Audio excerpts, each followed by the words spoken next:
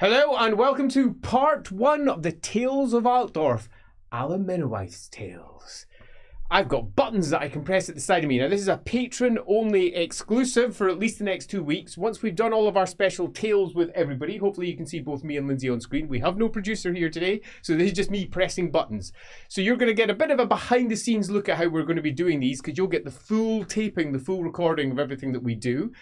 Once we've taped all of them, that's one per PC, we'll pull them all together, make a video out of that. We may have to make multiple videos because it might end up being really long depending on how long each one of these individual ones are. Lindsay and I were discussing this beforehand. I have a notorious, let's say, reputation for saying, oh, this will take half an hour. 3 hours later, we're still deep in a role-playing session. So stitching together 6 of those may end up being a little bit too long for a single video. We'll find out later. But part 1, we're ready to go with right now. So you get an idea of what we're doing here. Each one of our PCs is going to have an opportunity to wander free around the streets of Altdorf to, let's say, do what they like to do. This is also an opportunity for you to get to know their characters a little bit better because, as you will see through the course of each one of these, there's all, let's say, certain secrets that are about to spill. And with that in mind, we shall start off with Alamennowyth. We start our tale on the beer belly, which is Joseph Kortjan's barge. And it's early morning. Alamennowyth has been perching on the end of her bed for the last hour, fretting, because she'd been suffering through nightmares. The same birthing screams again and again and again. Her own voice, fully adult, loud in her ears, screaming. And that's what she wakes to. Gentle rocking on the end of her bed, perching. What's her plans for the morning? Here's where I get to relax. So today, Alamennowyth has decided it's time to visit her kin. To pass over some important information to them. And to do so, she wants to leave early morning before anyone else is awake, leaving a note for Birdie in her fine, delicate handwriting. I can hear Birdie right now going, I can't read this. She won't make it joined up. No cursive then, marvellous. No cursive. It'll be unjoined up writing, and it will say, do not leave his side even for a moment. Full stop. I mean Gerhardt. Do not leave Gerhardt's side even for a moment. Sounds good. You going to write anything else? Are you happy with it? Nice and simple.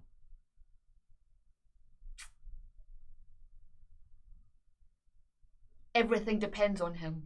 Everything depends on him. Oh, very pretentious. Alamennowyth with a nice little flourish. I'm what? Posting that? P.S.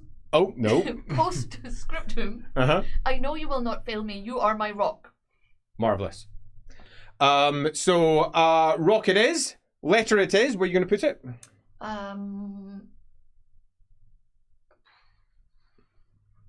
Is she in a different cabin? Yes, she is. She'll slide it under the cabin door. Nah, she's sharing a cabin. But then Meat Pie might eat it. It's very likely. You might be better just going in and... Yeah, she'll sneak in and... As stealth check, please. As possible. Let's see if she spots you. One... Is this urban? This counts as urban. Then I think that's 7 successes. Birdie will be happy to know that I've rolled 98 in her behalf. Birdie is sound asleep. Probably the stresses of the father. My mistake. I thought I took the highest for urban stealth checks, but I don't. I've got Alley Cat, so I add 1 boon. Yep. And so I've got one success plus 1, 2 successes. 2 successes. Superb. That's slightly better than her minus some. Yeah, I reverse failed. Sound good. Right. So you pop it in and then creep off the barge. Under her head. She might miss it then. Pop it on her. Yeah, pop it on her. Yeah. You know what she's like. Yeah. So popping out, the rest of the barge is asleep. You hop your way down the other barges towards the main jetty, which is where they're all tied to, and see the beginnings of the life in the Reichsport. beginning to take shape. There's already hawkers beginning to set up stall. There's some taxis, some single traps and double traps waiting there in the hope that they can pull people out into the main city. And beyond that, you can see the rise of the slums that sit behind the Reichsport. Off towards your far left, the rise of where the Admiralty board sits at the top of a hill down at the far side. And across the edge of that, many a carving into the side of that hill of Manan, and to the side of that, one of Grandfather Reich, who apparently is holding up the entirety of that mountain. Grandfather Reich does like to hold things up from beneath the river. Would a taxi driver count as a servant? In what context? That feels like a loaded question. Etiquette servants. Oh, etiquette servants. Not really. He's not working specifically in the employ of servants. Yeah, he's more a merchant. Yeah, totally. But, yeah. Just checking. Yeah, you can kind of let it go depending on the circumstance, but in this case, no, he's an individual, a merchant man plying his own trade, probably for a larger guild. Are you going over to a taxi? Then. Etiquette gilder. That's it. That's the one. Yeah, she's going to go for a taxi. She will go up to the first one in the rank with a smile. Makes sense. And a wave. And he's hunched over. Coughing slightly, his breath steaming in the morning air as he looks up and he goes, "All right, Mr. Sylph, morning. You want a taxi?" I do. I'm going to the south on an errand. Cab to where? To the... Hop in. South Gate. The Griffin Gate? What, in the south of the city? To get to the... Oh, we got trouble in the centre. I mean, we might be lucky and get... I'm happy to pay for a detour. And maybe a pie on the way? Right, you are, love. He says, as he tap, and you start making your way off. He says, we're going to have to make our way through the... we're going to go up through North Island. He says, ugh. Then he scratches his head. We might want to take a detour right by the East End. Cross the bridges there, because that means we'll be right past it. We won't need to bother with any of it, assuming it ain't moved, that is. He says, so early doors for you then, early doors. And he continues to prattle on about nothing. Alamennowyth will make small talk and attempt to find out what his name is, what guild he's in, who his family are, whether he's got any financial troubles and he might want to, make a bit of money by slipping her some information next time she's back through, anything to add to a ring of informers that she maintains in Altdorf. That makes sense. Do yourself a gossip test, please, and can you also do yourself a charm test, because we're doing two different things to pull off here. Gossip test is 55. Ooh.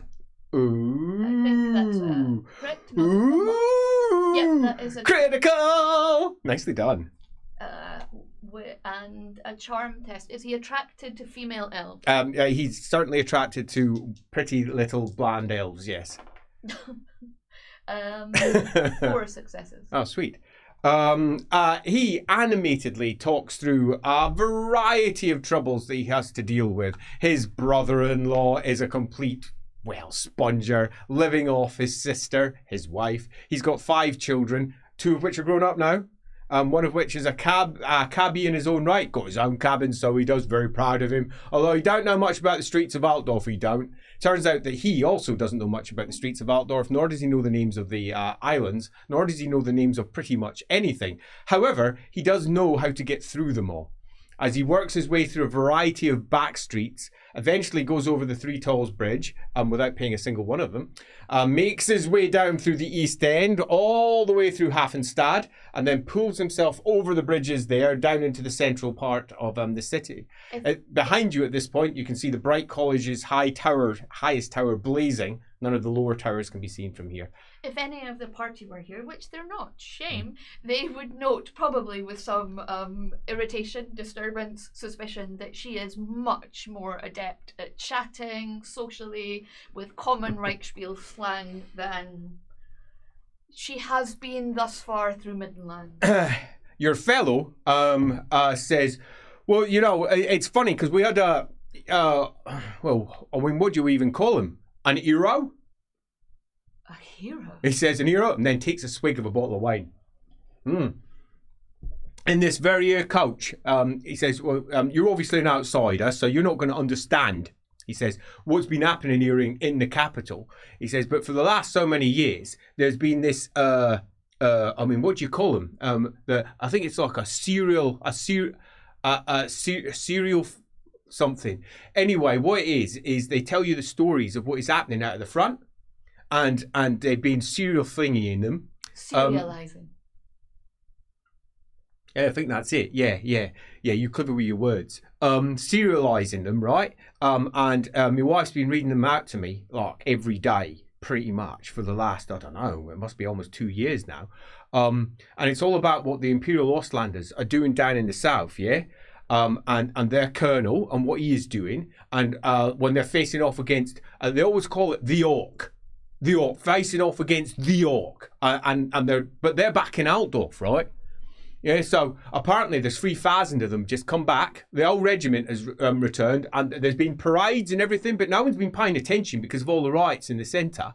They're down in the South Barracks at the moment, and I'm telling you, I had one of them in my own coach, just sitting at the back here. I was actually, no, all right, I'm not quite telling the truth. It was my son's cabin, because I was getting my wheel repaired, so I went out in my son's cabin. But whatever, I was in my son's cab, and we were out, and there he was in the back, man himself. And I was like, what's even going on here? Which one? Well, do you know them? I've heard of some. Well, it was Sergeant Malk. He says he's got a really big moustache. You should have heard him. He was all like "Dawes and dee da da da." He sounded like one of them Kislevite fellas. But apparently that's just what they were laughing at me for that. And he was talking about his wives. He's got like a wife pretty much everywhere between here to the border princes in every major town, if you listen to him. And he was saying that we should be ignoring all the stories and they were all nonsense and whatnot. And that, as he put it, his colonel, as he turns back here, he says, he's apparently a right bastard. All the stories paint him as this heroic fella. And then he starts spinning this story, all right, about how all the Orc were attacking and doing whatnot by this place called Kypris, yeah, which is apparently a big town or something. And what he did was he led them away with a bunch of the local Kypris soldiers and sent them off. Didn't tell the Kypris soldiers that they were effectively just, bait. So the whole army, because apparently they're a bit simple, the Orc, went chasing after these fellas because they were on horses and looked really fast. So they went chasing after them and led the whole lot of them away. The whole Lord went down this chasm where they just got cannon fire sent all over them. But they all died. Every single last one of them. Every single last one of them. But they're foreigners, so whatever. An ambush.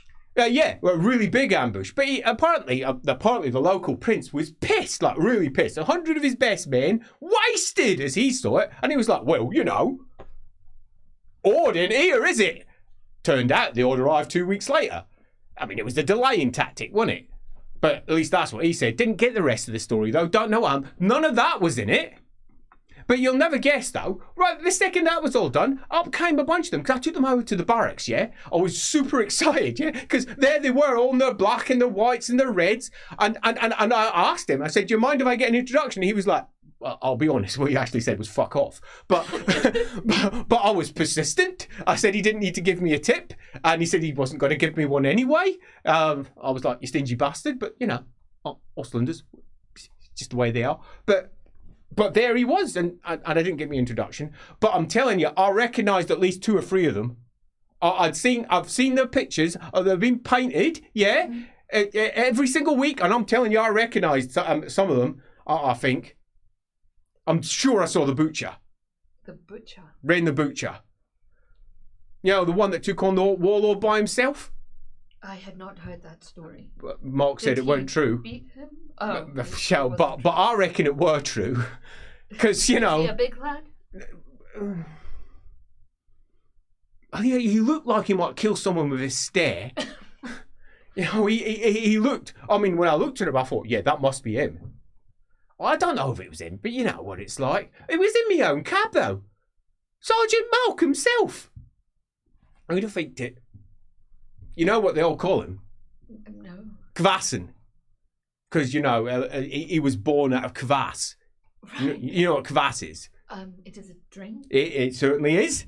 alcoholic. They swig it back like nothing, those Ostlanders. It comes from kids' levels. Oh, so they tell me. He didn't tell me. It's what it says in the stories. And he's called kvassen because he was born out of it.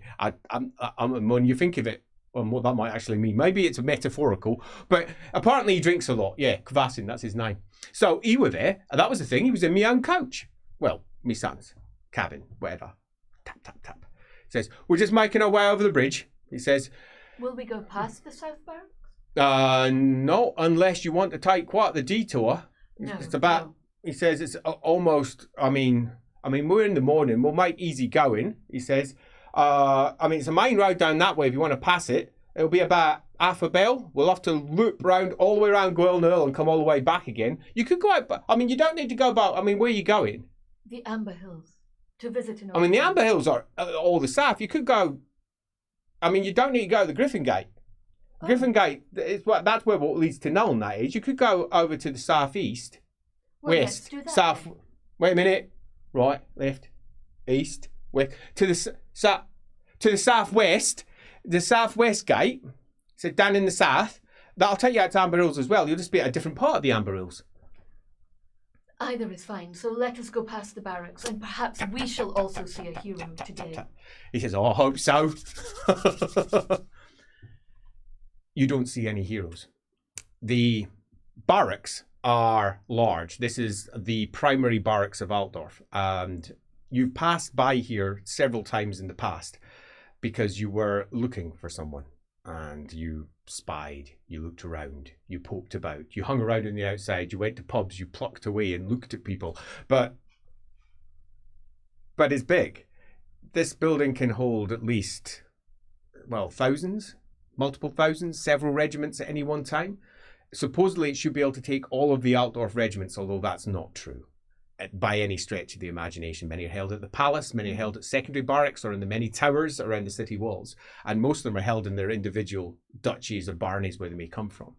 And it's definitely clear, though, that there is an Ostland regiment because the banners are up, and that shows that the colonel is in. Not only is there an Ostland regiment, there's 1, 2, 3, 4 Reichslander regiments. Not that you really know the differences between each, but there's 4 Reichslander regiments held as well, which means there's at least 5 colonels here. Whether they use the title colonel, which is generally held for someone who runs a regiment, is to be debated. Some of them prefer titles like captain. Others prefer, if they are a noble, for example, who commissioned this regiment, just to come in as Lord such and such who runs the place. But there are 5 banners up. And if the Ostlanders are out of Ostland, yes, then politically, I don't really have lore military, but is it reasonable to assume that that would have to be on the orders of the Elector Count? That's reasonable to assume, but it's not necessarily true. But with what little you know, the Elector Count has been through Altdorf recently. That much you know. You know that he stayed with the von Ostlands up on Gwelnir Hill, which is really close to here. The Gwelnir Hill rises up from where the Imperial Barracks are in the south of the city. So it rises up from here. The Imperial Zoo is just there. Gwelnir Estate is just on the side of that. And the von Ostland estates are pretty much there. So could he have been there under those orders? Yes. But each of the individual regiments is ruled by their noble. And if it's not a time of war, the Elector Counts very rarely are in control of any of their regiments. I just wondered because he was out of his own province, yes, and actually out of the empire. Down in the south. Are they allowed to do that? There is no such thing as allowed. It would be more, could they get permission to pass through Averland? They would require it probably to pass through Stirland or similar. There's apparently 3,000 of them, if you believe this guy. Which might suggest the influence of Ostland as a state. It may. Unless this colonel is particularly politically influential. Possibly. Just curious as to whether we could I might ask the party, or maybe I'll just go in myself, if we could speak to this colonel and find out what the character of von Tassenink might be, if you might know him. If you decide to make a pit stop, you can make a pit stop. Or maybe do it on the way back. Maybe do that on the way back, assuming you have the opportunity. Yeah.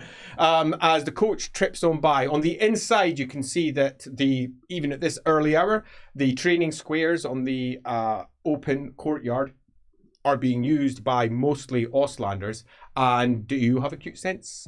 I do. You do? You don't even need to roll then. Not a single one of them looks Ostlander. They are all very dark-skinned. and quite tall, slender, completely different cast than you would expect from an Auslander. You know what Auslanders look like. You have been up and toured around those areas, and Auslanders tend to be, I mean, we're talking very general stereotypes here, but they have a far more Eastern look than most of the Imperial folk that you've encountered. They tend to be shorter, they tend to be a bit darker of skin, and they're not of that sort of cast, of that sort of look. They are very much a southern. You'd have guessed they were Tillians. Perhaps that's what border folk look like. Maybe they recruited. Maybe they recruited locally. If that's the case, then there's an awful lot of non-Imperial folk in that barracks, which means equally there could be quite a lot of trouble. Or that's who you'd use to quell a riot in Altdorf. Maybe. Non-locals. Non-locals? Yeah, and it looks like they are not going out to march into the centre, which, looking out and peering out the other side, you can't see anything because of all the buildings. I think she will make a pit stop because chances don't always come. That's true. They're practicing just now. She might as well try and get in. Blag her way in. Love it. So, going to tell your coachman. Yeah. Oh. Stop at the barracks. Will you wait for me here? I'll pay. He says, all right. He How says, much will it be? Well, so far you're up to 4 shillings 6pence. He says. All Yeah. right. All right. Right. He says, well, you give us the 4 shillings 6pence. He says, pull out your coins, just slap it in the middle. And I'll wait. But if you ain't back by the time the bells go for 7, he says, I'm going to have to move on, all right? You're going to give him more. Well, I don't have any. You literally have no change. I literally got no change because she gambled it all away. Have you got change? Yeah. I'll give you 6 shillings just now. I don't know if I've got that much. It says. How much change would you need from a gold coin? That's a good question, It's Elf. 20 shillings in a crown. Well done. I mean, you could, for example, tip him heavily and just say 10, assuming he doesn't run away. You did crit your roll, so. Look, take that. Nice. And wait for me. And we'll sort it out. I will later. wait all day. He says as he folds up his arms, looks around, ties everything up, pops over to a hawker and starts chatting away with the hawker. And he says, I'll see you very soon, Mistress Al.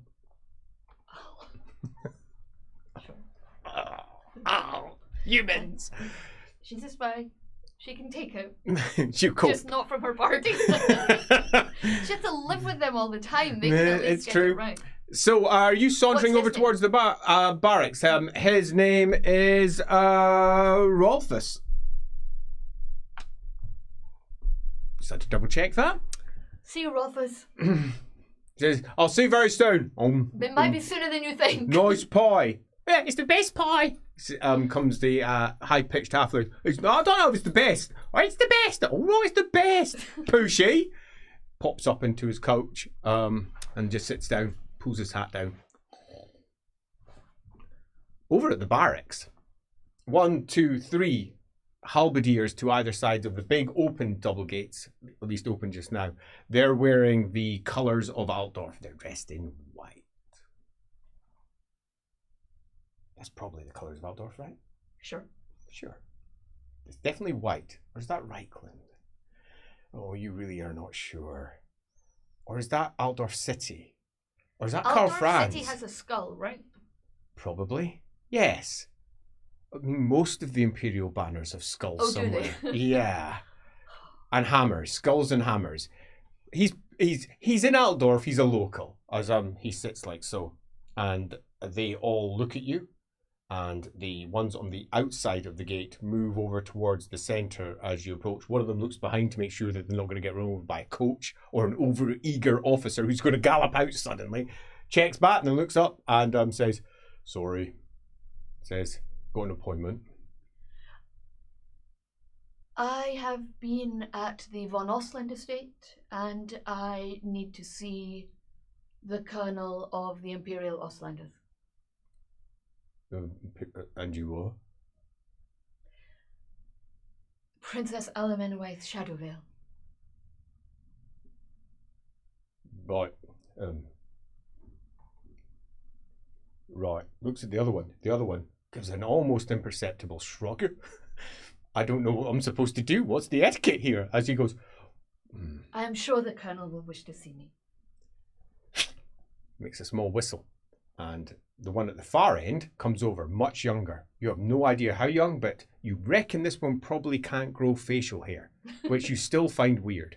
Both that they can and can't, and they do. They can. Yeah, they're very they don't. rough and bobbly.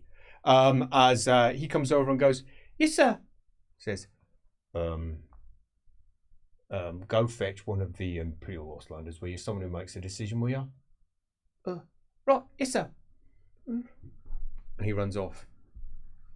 He says, you can wait at the side. And then moves back to the side himself. Oh, maybe that side. There's a pause. On the inside, you see him scurry off. There are, at least by this point, and we're looking, you haven't heard a bell ring, so we're probably somewhere after the 6th hour in the morning now. You can see at least 400 or 500 now out in the squares. Many of them bare-chested, practicing weapons, going through drills in some places with halberds. As you look over at others, they're playing with wooden bokken, training swords and bashing against each other. Many of them playing with shorter swords and shields. But interestingly, particularly for Imperial soldiers, many of the halberds are long, like pikes, really long. Quite unlike the standard Imperial weapon that you're quite used to seeing, a high halberd sitting at around about, often not taller, maybe about 8 foot. Some of these are nearing up to 12.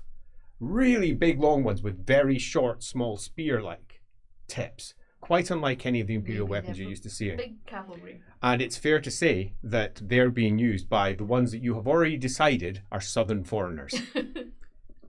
You admit in your own head, and can't help but admit that possibly you're wrong. But they definitely do not look like Ostlanders, but that one does, and that one does as well. Oh no, there are Ostlanders mixed in between them, and interestingly, they look like they're ones doing the training. They're training. New recruits. Yeah, that does look like they might be new recruits. You may have got this wrong. They might have been recruited on the way up north. These could be Southern Empire people. Huh. You really have no idea. They're definitely people. Yep. Eventually, as you're sitting there watching them all, you'll find somewhere to. An officer arrives. A younger man with a helmet on, an immaculate uniform, big Red Bull there, and you can see written on it quite clearly, 444. You have no idea what that's referencing, but there is a colon between the fours. I shall make a mental note. As he looks at you and says, hello, you're not at all what I expected. You are? I am Princess Alamennowyth Shadowvale. I wish to speak with your colonel. On what authority? On my own, of course. I recently came from the von Ostland estate, and I bring news from the north. What news? And why should I disturb my colonel? He's currently at his rest. I believe he's having tea and toast. I am sure he will wish to hear this. It concerns troubles. Troubles? I make no guarantees. You can come with me, he says. Apologies for the brusque. It's just you don't look much like a princess. He says, where's your royal guard? This is highly suspicious. I shall be telling the colonel this is highly suspicious. Of course. I would expect no less. Can I see your credentials as an assassin? Because you're displaying them quite clearly so far. I have no credentials as an assassin. What's that blade? This is that bow? Just my dagger and my bow. Oh, of course. I also have a flute. I could probably bludgeon someone with this. Quite. It might damage the sound. Very droll. He says, all right, that was relatively funny. He says, so what sort of news exactly do you intend to bring? News that would be of interest to someone who is an outsider who may be called upon to, I don't know, quell riots.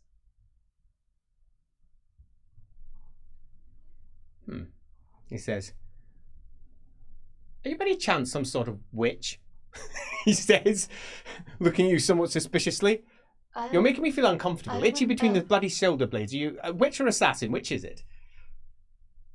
I am neither. I walk in Ladriel's shadow. I've no idea what that means. He says, please come in this way. Opens a door and there's soldiers. This is what you expected. All of these are relatively squat humans, not one of them above here on you. This is the sort of humans you were expecting. The officer, perhaps a bit taller, but all these, they all have heavy moustaches. This is it. These are Ostlanders. That's their defining characteristic. You remember now. Moustaches.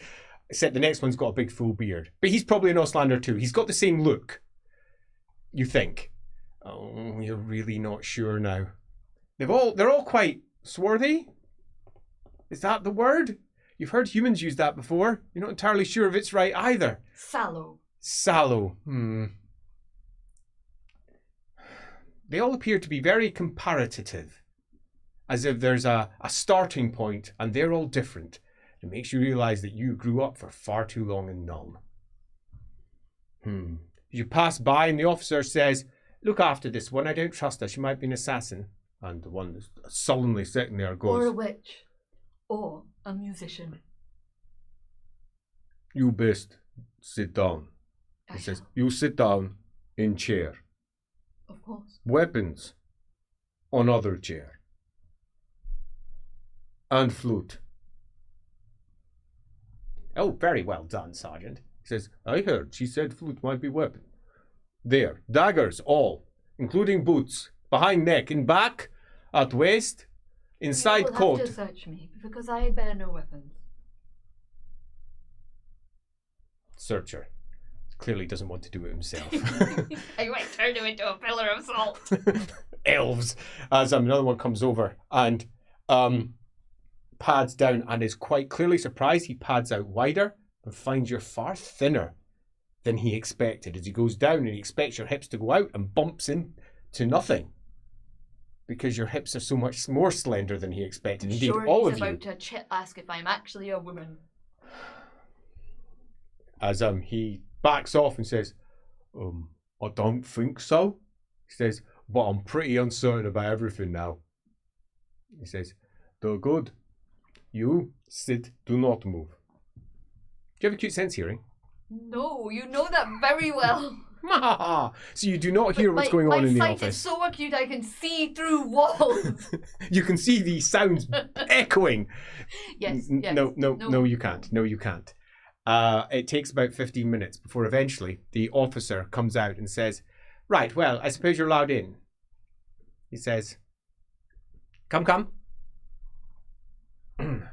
On the inside, holding a cup of tea in his hands, is an old man in his, you would guess, old years. You really have no idea how old or young humans are, but this one's grey. And you know that's a sign of age. And this one's got many wrinkles on the face. You know that's a sign of what you would expect to be relatively old age. As he looks up and he goes, so we've got an elf. He says, I'm not sure if I should be polite to you or not. You may sit down.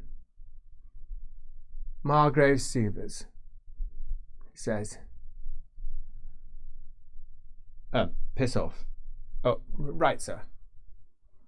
Partly you might be an assassin and you've been stripped, divested of all your weapons. Well, I imagine that's probably failed. I'm busy this morning. I have some troop dispositions to resolve. So you better have yourself something of interest to say. If you don't, it will be noted. I understand you are a busy man. I seek information. No, not really, actually. But I do have some things I have to do this morning. I seek an exchange of information. There's something I think you may be able to help me with, and I will bring news. Give me your name. Alamennowyth Shadowvale. Alamennowyth. Yes. That is not what I was told. That, of course, amuses me. Alamennowyth. I don't know what that means. Please enlighten me. Your people like to name for reasons. What were you named for? You don't know. I am afraid I do not know. All right. Interesting start. You can claim to be a princess of where? At the Laurelon. Laurel. Interesting. You know, my lands are very close to Laurel. Sieverhof. It's on the northern coast of Ostland. You heard of it? I have not. I do not. Well, has she? Lore Empire? Have you a Lore Empire? Yep, she's got Lore Empire. Go roll. Plus, it's information it's quite likely for you to know. And she's got Lore, and it might be really. Yeah, indeed. It's quite close. How'd you do? No. Oh, advantage if you wish. Plus 20, remember? Let me just check. Ooh. 75, 85. So close. That's a fail. I'm just checking because I've got something that helps with that. Come on, chop chop. No, it's a fail. Carry on. Fail. No, I do not. I have not travelled much in the north. I see. And I was told that you'd recently been speaking to the von Ostlands. That is correct. I hope it has nothing to do with the elect accounts business, is it? Not the elect account, but his crown prince. He smiles. All right then, Alamennowyth. Make your pitch. Lay out your stall. Tell me what you want. I would like to know what he is like, this crown prince. Oh, you want to know about the crown prince? Yes. Well, this isn't what I expected. He sits up straight. Why? Because my party is seeking his employment, and I wish to know if he can be trusted. I see. It is his silly business, then. Is that it? Is that all you want? What do you think you can offer me in return? I can bring you news about Altdorf's forays into Midland.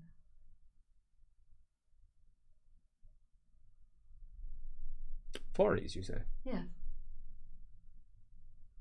Oh, bloody hells. Do I even want to know this? There is no advantage in being uninformed. All right, he says. All right. All right. He reaches out, picks up a small bell and rings it. You have my attention. Give me a moment. I need to get this off because I have to tell the Imperial Palace that I have no real interest in deploying my troops into the center of the city, especially given I have it on good information they are being led by the nobility. Let's see how they take that. And a soldier, young, comes in and says, "Yes, sir." Says, "I would like you to pass this on to the herald." He passes over a note. "And I should like you, if you possibly could, to go and get..." He looks at you. Yeah, a really good question, actually, isn't it? Yes, can you go fetch Wren for me, please? And can you also get mutton pie? Oh, of course, sir. In Alamennowyth's estimation, Yes. was he lying about what he said he was writing to the Imperial Palace? No. In your estimation, it appears he was, in fact, doing the almost opposite, purposefully truthing. Yeah. And deploying truths, almost like weights in the conversation, to see exactly how they would be responded to. The blankness disappointed him. He looks up. Would you like some tea? Wine? It's a bit early, but you might prefer wine. What kind of wine? I'm going to suggest it's probably piss or equally disgusting swill. And what kind of tea? Oh, the tea is good. I shall have tea. I've had this imported over for Cathay, it says.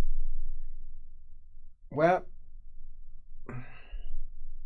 yeah, there you go.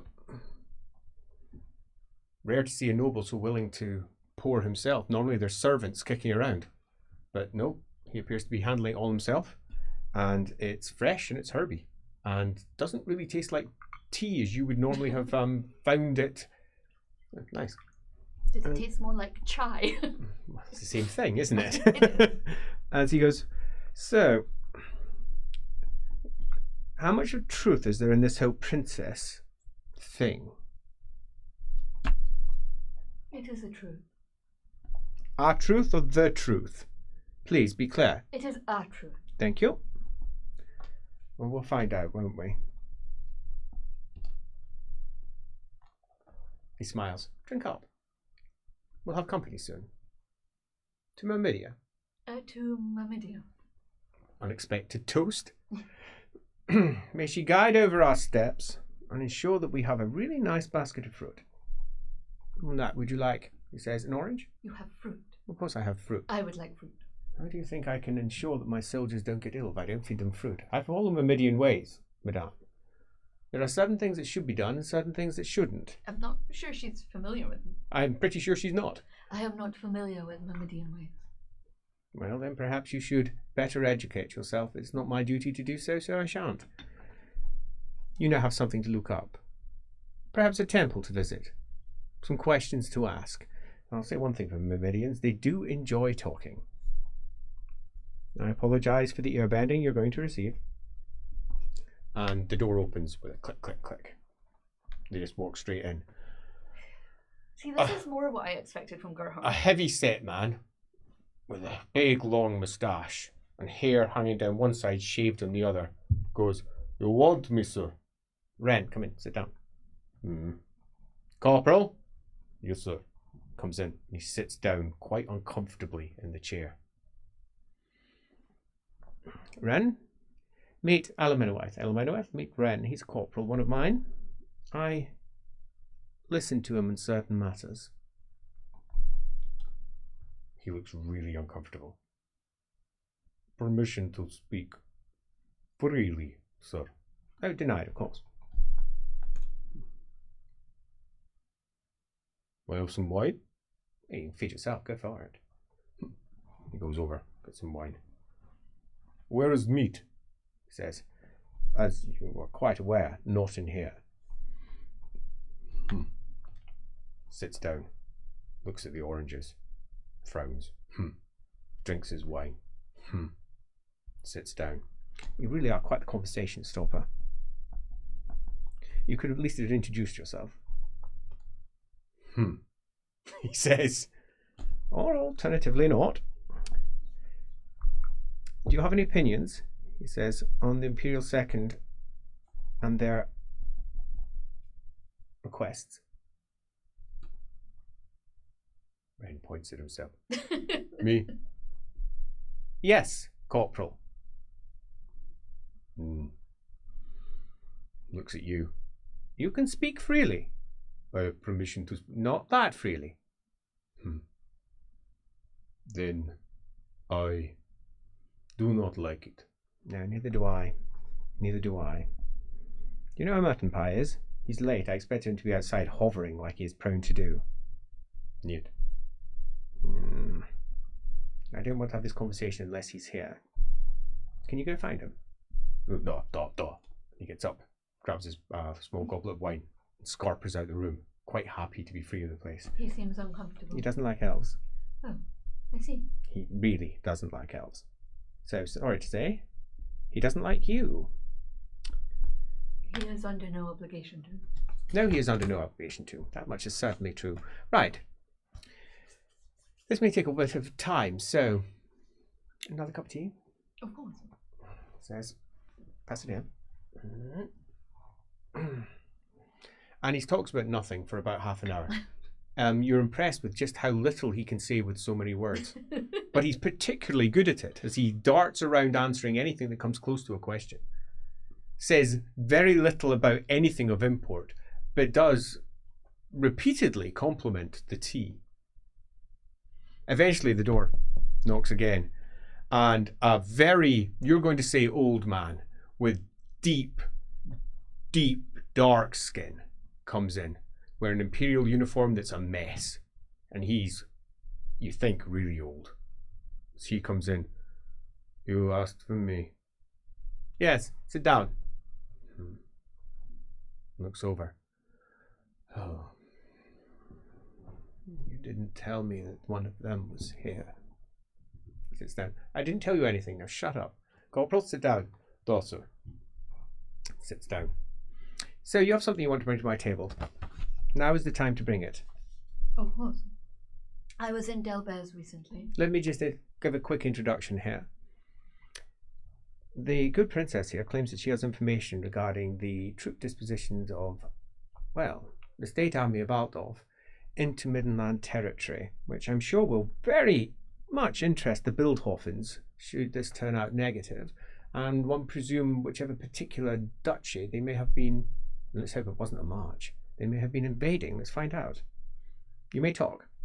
No, it wasn't Delbez. It was Delbren. I was in Delbren recently. Delbrenhof. Delbrenhof. Delbrenhof is the duchy, Delbren is the town. I was in the town of Delbren. Town of Delbren. It is on the river. I know where it is. Continue. And a wolf ship arrived from Altdorf. Imperial. First Fleet. Indeed. Yes, continue. And they proceeded to search the city for a young nobleman. Who was they? There was wizards working with Sigmarites and troops. I'm looking for the state army in particular. Where were they from? Ren goes, what colour was uniform? What colour was the uniform? They were wearing blue and red. Blue and red. They look at each other. And Ren goes, continue. Any officer name? Any banner? You see any banner? Did we see any banners? I need banners. Thank you, Ren. Banners. And consult notes. The answer is no. No, I did not see any banners. It's not that you didn't see them, it's just you didn't note them. You think. None, he says. They had greys. Yes, I think so too. You said that there was wizards. Do you have any particular names? There was numbers? There was an amber wizard working with Excellent. a You got Sigmarite.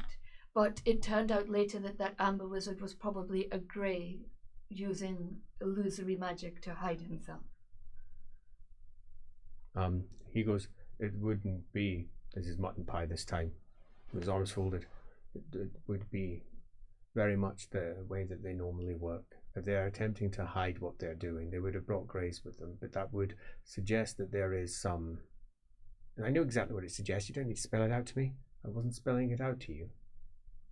He says, I was spelling it out to others. Quiet. So, they invaded Delbren, seeking a noble. Yes. And they had with them a grey wizard, and there were the state troops of Altdorf. Did they have the permission of Delbren? Was the Lord of Delbren behind this, or was he being invaded?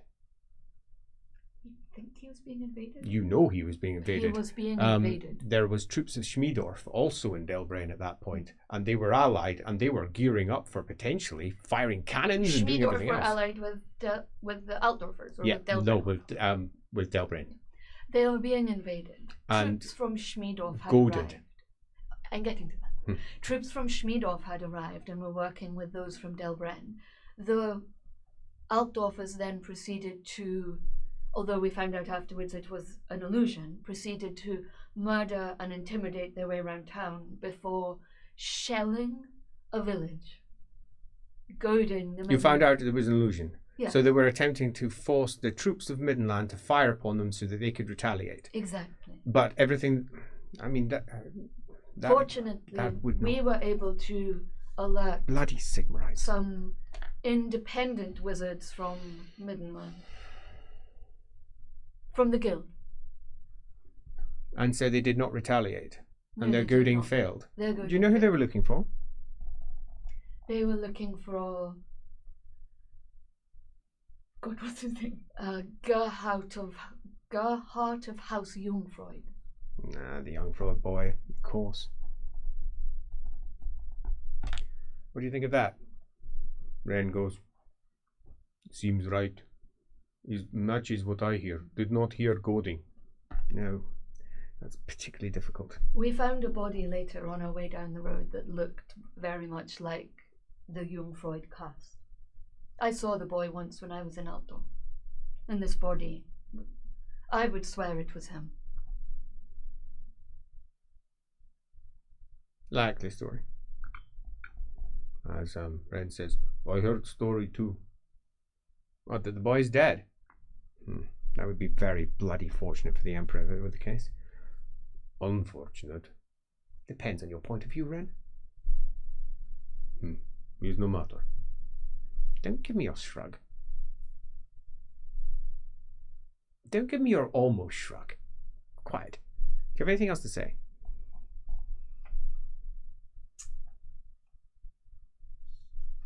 I don't think there's anything else that she really thinks would be good.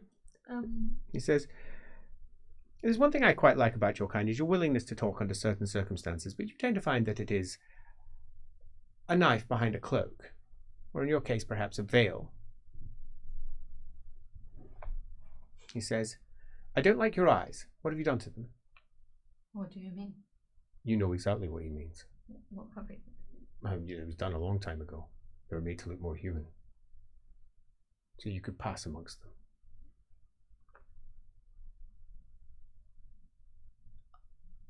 Yes, you did something. Not much is certain. Looks over. Mutton pie. Looks. Shrugs. Oh, come on, you always know something. Says, I do not know. It could be anything.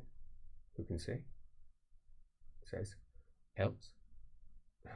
Useless. What's the point of bringing you here if you're not going to give me advice? I have a pointed question that I have. Why are you here and why me? The information is undoubtedly useful to someone. Why are you talking to me? Well, firstly, because I believe as outsiders you are the most likely to be called upon to kill civilians and quell a riot. You are aware of who's at the head of that riot? Absalom Trott. You are aware. You know what that means? It means they're trying to goad the Emperor into action. The Emperor, perhaps, not the Empire. It also means I'm up a fucking creek without a bloody paddle. That's what it means. I have no desire to go against the Trotts. They have over 4,000 mercenaries in town, whipping up riots. Oh, of course, they're wearing peasant hats. 100% them. Not soldiers. They're certainly not state soldiers, because if they were state soldiers, bloody Trotts would be breaking the law. But they're not breaking the law. They're skirting it. Then again, we're not breaking the law either. All of these men out there, they're parts of my regiment. They're certainly not mercenaries. We're training them, see? They are not Ostlanders. No, they're not Ostlanders. The Tillians, mercenaries. They've been employed by the Imperial Crown. It says they're not part of the state army, which means they can come into Altdorf freely. And yes, admittedly, we've taken some, let's say, gentle reimaginings of exactly what Magnus intended the laws to do. But I come from a march, which means that legally I'm allowed to have more regiments. It's just I choose not to have them because my elect count said that I shouldn't, because he was afraid of issues, shall we say. But legally I'm within my rights to do so. So all 4,900 of them are well within the legal rights to be inside this city, should that be passed on to someone of particular importance that I'm sure you're probably going to talk to at some point. He says, and we have no interest in supporting the Emperor against the Trotts. No matter what pressures they're putting upon us, and they are putting pressures upon us. The problem is, of course, that the Ostmarschall very much supports the Emperor, but he's not here. He's currently in Ostland, and he's been summoned, apparently. The Ostmarschall? Yes, the Marshal of Ostland's forces. He could arguably tell me what to do, as could the Elect Count. But the Elect Count has already given me very firm orders. I'll be returning to Ostland unless the Ostmarschall should arrive here first, which I don't think will be the case should he be delayed upon the road, Ren. Ren just nods. Duh. Again, why are you here?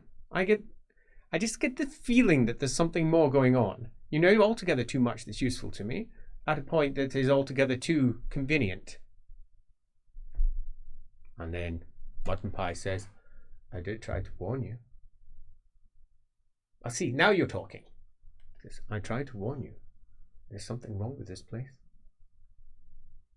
Coincidence will happen more often than they expected. Oh, God, bloody wizards. Never seen a wizard in a soldier's uniform before. Nor did you think he was a wizard. There was nothing jumping off him saying, Wizzy woo! You have the sight after all. No, I do not. You do not have the sight. I can cast magic. But it's somewhat lacking in my training. Let's say you can't do that then. I retract. Definitely no signs coming off from then. Not have the sight. I will speak plainly with you because time is short. The end times are coming, nay, they are here.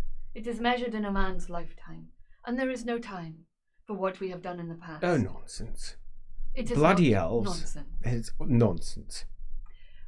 You, Mutton Pie. Mutton Pie's to your other side. You, Mutton Pie. He just said it to you, but you weren't listening.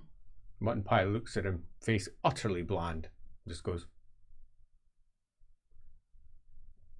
right, say it first.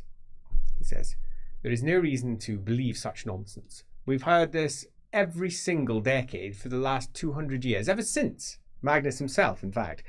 He would troop out every 10 years with a speech. The end times will come. We must be prepared. This is worse than in the times of Magnus. I really don't think it was. The Grey Wizards have been going around the Empire, making villagers forget that they are mutating and changing at a rate that was never seen during the time of Magnus. You must know this. I don't know this. He says, no, leaning forward. This is interesting.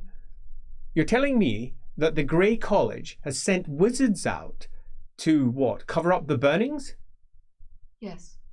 To cover up the mutations. Why would they bother? Word barely spreads anyway. This sounds like... Presumably to dampen what the growth of despair. You Lorelorn elves are always up to something. What is it? I want to know whether von Tassenink is likely to support Jungfreud or the Emperor. You see, this is my problem here. You Lorelorn elves are always up to something. It's just what you do. What do you call yourselves? Ear, isn't it? That is what we are. And definitely something on the ears anyway. You're always listening, always poking, always looking, trying to twist things to your own way. Whenever you come round knocking on doors, I know that trouble's coming along, not long after, every single bloody time. I've never had a moment where one of your kind didn't come in and a bell later, everything goes wrong. And they always say something on the lines of, we tried to warn you, having spoken some mysterious riddle that made no real sense in the first place. Your mysterious riddle, end times and troops moving. It's not a riddle. All I have said is truth. Do you not have a truth speaker? Yes. Me? Says Mutton Pie. Says, no. No. Apparently not. Says, bloody unfortunate, truth be told. It is. Why not? He says, looking at Mutton Pie, says, I can't read her. What's bloody hell use of bringing you in the first place? Shrugs, I don't know. Says, normally I can. This time I can't. Ren? Ren says, she's a liar. Well, she's an elf. Says, no, I think that's what I said. Cannot be trusted. Might be all lies. But the things I know, they do marry with what she has said. All right. Give me a number. I would say 85. Really? All right. So, you want to know about the Elect Count. The Elect Count does not support the Emperor under any circumstances, is known to dislike him, has made many efforts to, let us say, redistribute the Emperor's commands in a slightly different fashion to ensure that they do not impact his court to any degree. The Emperor has made life difficult because he supports Talabheim and Talabikland, which has become almost untenably, let's say, looks at you, Actually, let's say something else. Given that I can imagine you're going to go running off to your kind in no time at all. Let's make a simple petition. Tell whomever it is amongst your kind that it would be to their benefit should they be able to express a certain level of dissatisfaction with the Emperor's current direction concerning mutants. It is not doing any good for anyone. It's even making the bloody Raukovs upset. Of course it is, the Sigmarites to the very bloody core. The Ostmarschall is not liked by his elect count, but keep your enemy close, as they say. I have no idea what you're looking for here, so I'm not entirely sure whether I'm providing you anything useful, but I will say that if you are chasing after this Gerhardt for, let us say, more imperial support, you're unlikely to find it. If you're looking for someone who has a different, perhaps contrary view, you're very likely to find it. I spoke with him when we were passing up the Reich. He dropped by. He's heading his way to the Grey Mountains. Heading down there. I mean, he's a spirited young boy. He had quite the party with him. We dinnered on the Reich. We had discussions. And he passed me orders from his father. Bloody unfortunate. Means I have to stay here. My alternative is to ignore the orders from the elect count, which is deeply unwise. But those orders are now known, which means that the Ostmarschall has been called. This is von Raukov. This is von Raukov. And as far as I'm aware, he supports the Emperor, which means that I'm probably going to be in trouble if I hang around here. I have no desire to be dealing with the Trots. This is not what I'm here for. This is not what I'm here for at all. I have another question. Well, it'll cost you. You have asked me to petition my people. What's your question? Have you met the Duke of Ubersreich? No, I have not had the good fortune of meeting Sigismund. I've heard of him a great deal. Most of my adult life was spent either in Ostland or Ostermark, and then down into the border princes where, let us say, I cut my teeth. I've been down there for the last 20 years, attempting to deal with, if you want to know the real trouble,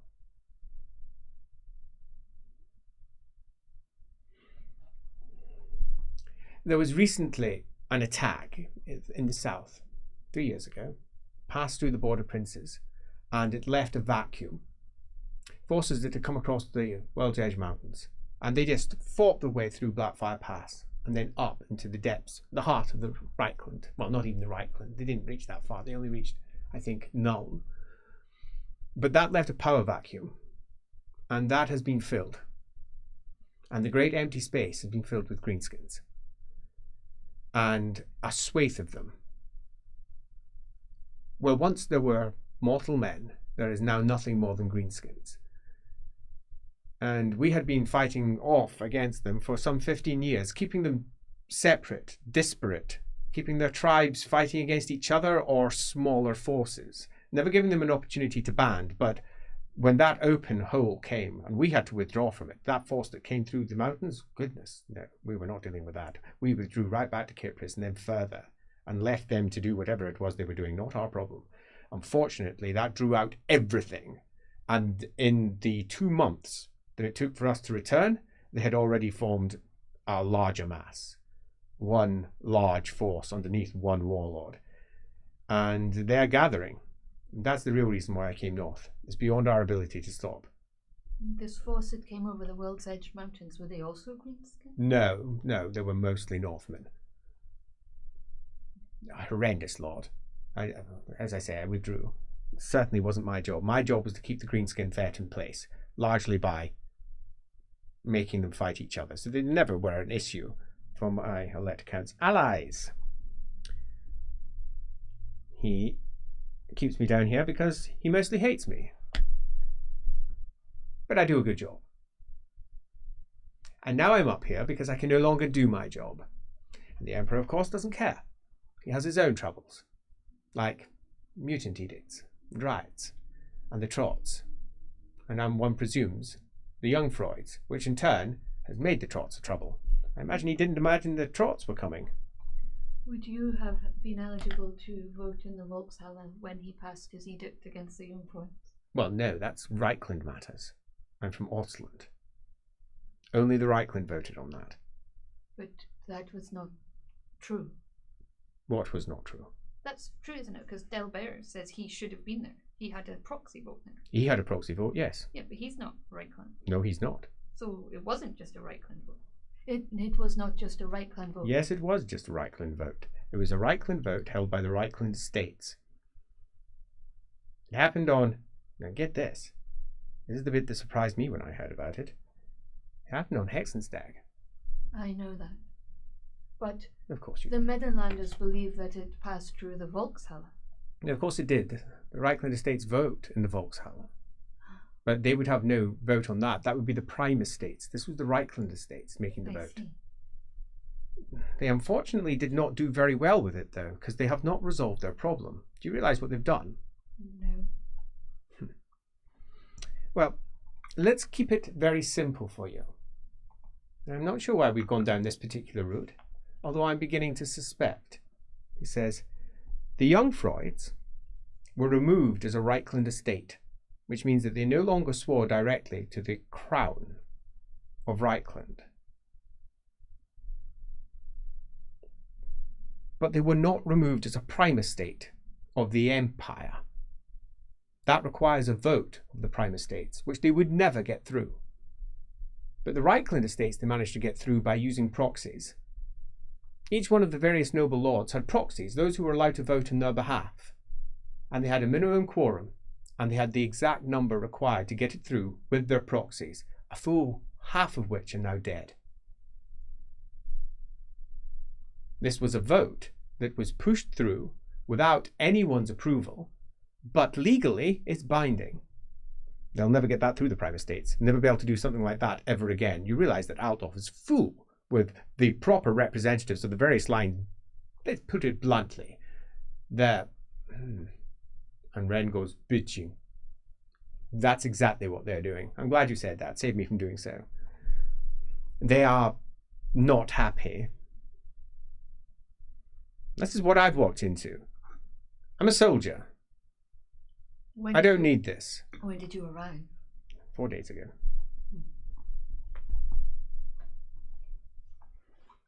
4 days ago. I have heard the Cathayans have moved their embassy to Marienburg. They're not the only ones who moved their bloody embassies. Of course, my bloody elect count hasn't, has he? No. So, that's that. You seem to be a well of useful information for me, but ultimately this is a political game, and it's not a game that I personally would like to play. Ren? Duh. He says, shrugs. Opinions, please, Ren. Alamennowyth, she thought he was actually asking Ren to kill her. She's just like immediately like as tense, ready to spring. Ren slumps slightly, goes, what, you want opinions? Of course I do. What do you think I wanted? Looks at you, smiles, looks down. Ren says, it seems likely that she is telling truth. And it seems likely that we are fucked. That was my opinion also. Mutton pie? Yes, says. Opinions, for goodness. What's wrong with you all this morning? He says, I'm just not used to giving opinions in front of other people. He says, so I would say that this is unfortunate. The end of the world coming? He says, no, not about that nonsense. The Emperor sounds like he's doing some silly things. That's... sometimes I wonder what you're even doing here. Me too. He says, looking around, somewhat confused. You're as changeful as the bloody wind. Well, that all being the case, this is Bloody unfortunate. I'm going to presume that you're going to be passing this on to your betters, princess. He says his disbelief of the title of princess could barely be better disguised. Definitely 100% believes you. As he goes, but you can pass it on to them that if they have any influence at all, see if they can somehow push the Emperor to back down. These riots are doing no one any good, and actual warfare in the streets is not something that we require. These are of his making. You must have at least one, just one, who can get in there. Acceptable? I will pass on the message. Thank you. And that will be done by the end of the day? It will. Good. It says, well, Princess Alamennowyth, if there's nothing else, I do believe we are finished. We are finished. Good. Ren, escort her out. So, he stands up. Mutton pie, you stay there. He looks around. Oh, right. And sits down. And the the colonel stands, puts out his hand, shakes, and he says, it was good doing business with you. It was. Perhaps we'll do business again in future. I hope so. Perhaps under better circumstances. Good day. Ren says under his breath, morning. But it's under his breath, it's not heard. Cute sense hearing? No. I do have sharp ears. I've got perception 70 something. No, you do have sharp ears, far sharper than the good old colonel's, who doesn't hear it at all in the slightest. As the pair of them 81. sit down again, and Ren leads you out. On the outside, he says, so you like forest, Do you? He says, it, and walks along with his arms folded. Interestingly, his almost nonchalant, slouchy way of moving is much less interesting than those around him. For wherever he goes, they all back away. Just get out of the way. See, rubs down his moustaches and says, perhaps we can hunt together in the forest one day. He says, doubt it. He says, over there, that's gate, the one you came in by. He says, that's where you're going now. He says, where are you staying? Just in case we need to get word to you. It is a barge. What's the barge called? The beer belly. The beer belly. It's a barge at one of the ports. Barge. So, you're in Reichsport. North. No, we weren't in the Reichsport. You are in the Reichsport. Yes. You're outside the city in the Reichsport. Yes, the Reichsport. Harder to get to. Good to know. Bye. Bye. He says. Arms she's folded. picked up her weapons, right? Oh, yeah. Arms folded, he watches you go. Until you're gone. She waves. He doesn't wave back. He watches. You go past the gate. He continues to watch. Your coachman is still sitting there. He's hunked over. Rolfus. Possibly. I am ready to go. He goes up. All right. You ready to go? How'd it go? Very well. Meet any heroes? I did. Oh, who'd you meet? He says. And where you going? But over to gate? Exactly. I met Ren. What, the butcher? Mm-hmm. Oh, did he murder you? He's the assassin, he is. He did not murder me. Oh, he creeps beyond enemy lines and he kills folk. He took on, he says, an orc warlord all by himself. That's what they said. My wife read it to me. It's quite the story. That was a year back, you know. And if you think of how long it took to get from them, you know, borderlands, it might have been a year and a half ago that happened. Wow. Sure. I'm not sure why that makes it more impressive to him. Apparently it does. About an hour later, you arrive at the southern gate. It's a big arch. The gates themselves are shut, but a door in the gate is open. And there appears to be guardsmen, a lot of guardsmen, gathered all around it, a mixture of state soldiers and watchmen.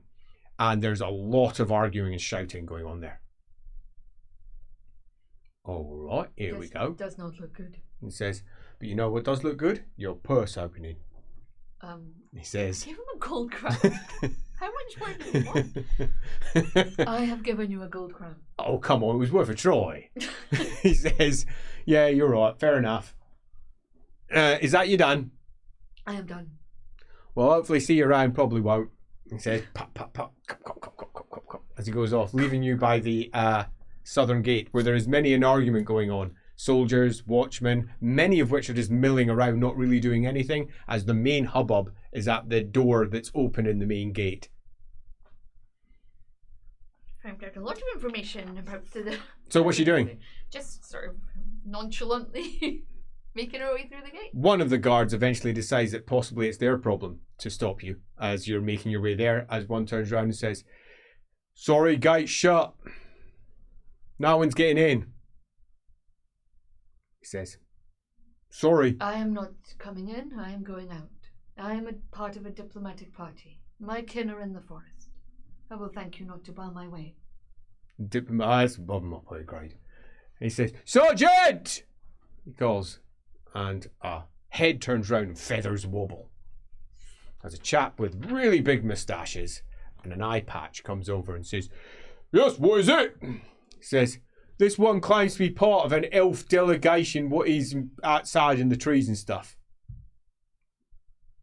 Looks the part, might be. He says, I'll go talk to your captain. And he importantly struts off. You just wait here, we'll see what happens, eh? Hey. You're a bit of a looker. Oh, why, thank you. Yes, that's all right. Don't worry, I'm married. Oh, he says. That is the summation of his conversation. As eventually he comes back with another fellow, bit shorter, far weaker chin, far bigger moustache, curls up at the bottom into two little comets. Wow. As he comes over and he says, well, I say, what do we have here? Oh, it's an elf. Looks up at you. What can I do for you today? Your name, please? Alamennowyth Shadowvale. Take that down. Mate. And Sergeant says, here, take that down. Can't write, sir. When he whistles. I said take it down. Take it down now, yourself. Right. Say that again. Alamennowyth Shadowvale. You can call me Mistress Shadowvale. Mistress Shadowvale. Mistress Shadowvale, what is it that you're looking for? I wish to join my kin out in the woods. Well, why the hell didn't you just let her out? Take her name, let her out. Our orders are not to let anyone in. Sorry, I thought it was diplomatic. I should come and tell you. Says, I don't really care. Take her name, send her out. Off you go. You may go. Come. Get out of here. Make way for the elf. Comes the call. They let you through. And there's a queue outside that extends. We're trying to get in. They are upset. Others have bled off. There's a whole bunch of them just sitting down making camp. They've just stopped on the outside, waiting for something to occur. Perhaps to allow them in. Quite. Beyond that, there's a whole bunch of inns, obviously from people who have yet to pass through the gate, and they are stocked full of people, all drinking, completely stuck on the outside of the gates. It looks like this has maybe been going on for a bit of time. As you look up, you're taller than the rest of them, and you can see over, and there's tents pitched out for a good 100, 200 yards, meters, whatever, stretching out both left and right. Easy to pad through. That clearly causes some problems with us. How come she's allowed out and we're not allowed in? This is unfair. Why can't we get in? Quiet down. There ain't no getting in by Emperor's order. Go on, piss off. No, I'm not pissing off. I've got business I have to attend to. As you pass by. What's your plan? She will set off at a jog, an easy lope towards the tree line. It's quite some distance away, a good few miles. You've got village to pass through, then open fields, and then the ground begins to rise and you feel a change. It's not a heavy one, but you do feel it as you move from the outskirts of the city the surrounding villages and civilization to a slight prickling on your feet, the edge of the Amber Hills. You can feel a chill passing over you. When she feels that, she'll stop and take out her little blade and make a cut. Whereabouts? Yeah. In her right hand. And say a few words in Eltharine, asking the spirits to accept the gift of blood. And drop it in a rune shape. The rune of gateway for passage. And drip, drip, drip, drip. And keep on dripping it as she goes. Yeah. Ouch. Ouch. Willpower test, please. 02. It's cool, actually. So Yeah. barely passed. It's a deep breath. It's a deep breath. And then cut. Ow, ow, ow. It's a necessity. You've got to make the spirits appeased. And it's the way your kin does it, with blood.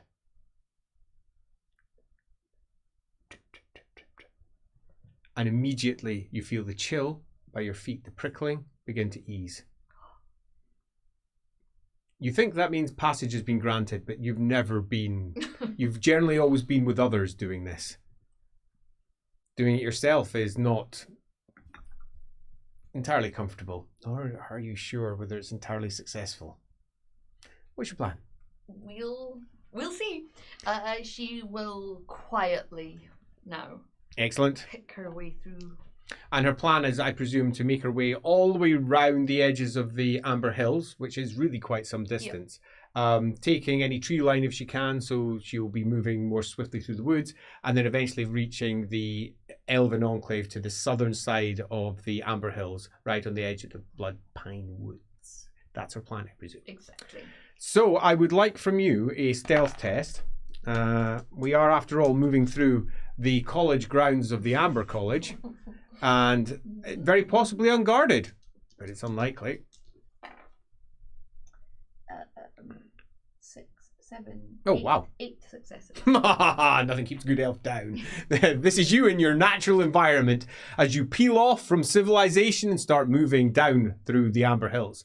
The lower reaches of them are mostly just rocky, wild places, patches of trees, copses turning to actual rises of wood, mostly deciduous, and at this point of the year the leaves are barely coming in yet, so they don't provide as much cover as they will do obviously later. However, as you make your way further south, that starts turning to pine, and then the pine itself also starts turning from one type of pine, a very classic pine tree, to a completely different style, far taller, the bark is far ruddier, and in the end, far wilder as they start sticking out. These are quite serious hills. They're not really hills if they're... There are some quite serious hills here, yes. And headway through these pines is difficult.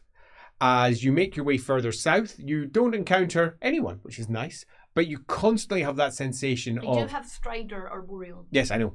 You have that constant sensation of others being around without any real prickly awareness. I don't think you have Sixth Sense. Do you have Sixth Sense? I can get Sixth Sense, but no, I do not have it right now. Well, if you do not have Sixth Sense, then the answer is I'm not sure no. how long that cantrip lasts. Then don't worry about it just now. Yeah. So padding off down through the forest, it's pretty difficult going through the pines.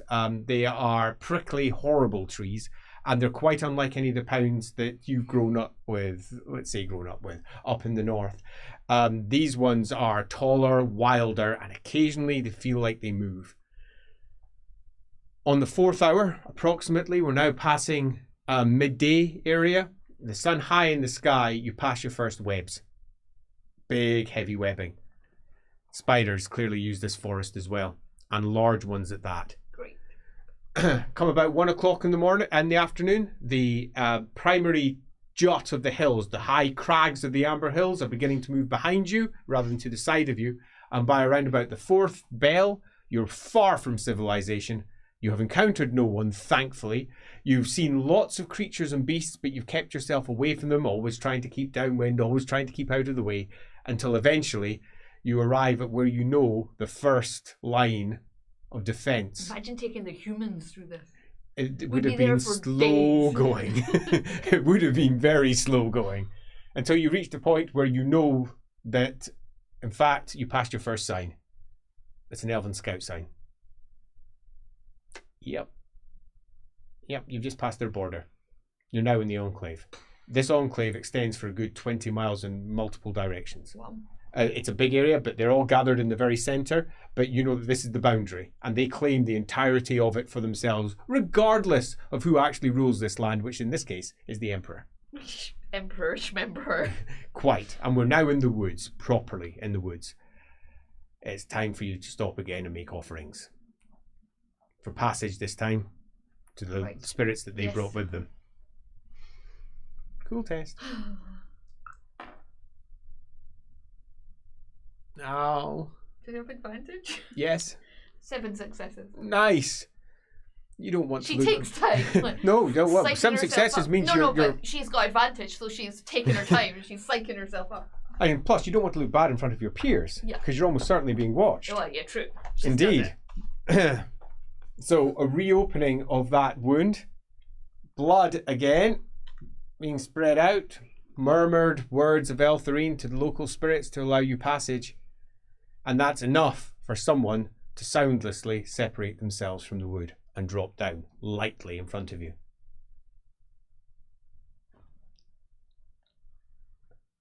Scarves across the face, a heavy hood, and a whiff of brown hair coming out. It's light, shifts in the breeze as a voice comes out. Princess Alamennowyth, your timing is impeccable in Eltharine. You may come with us. And then drop, drop, drop. Now 3 come out of the trees ahead. And they form a small advance party ahead of you. You don't hear them. You know more have dropped behind you. That's creepy. And with an easy, relaxed lope, they all jog off. Jog on. You making your way through? You follow afterwards. It takes about half an hour for you to eventually arrive at the encampment. And the change is abrupt. Because you move through forest to passing through an illusion to seeing the camp. And it's abrupt. The encampment isn't in a clearing. It's in the trees and spread up across multiple levels. It's your first time being here for quite some time. You avoided the place previously. And there's a large number of them. You would guess in excess of 4,000 or 5,000. Spread out amongst the leaves. This is not the size of camp you expected. When you were last here, there was a few hundred. And there's a lot. Oh, there's the Queen's Guard. You recognize them. If anything, they're more wrapped in shadow. They're more wrapped in leaves. But unmistakable. Each one of them with the golden circlet, which comes into a half mask down that side.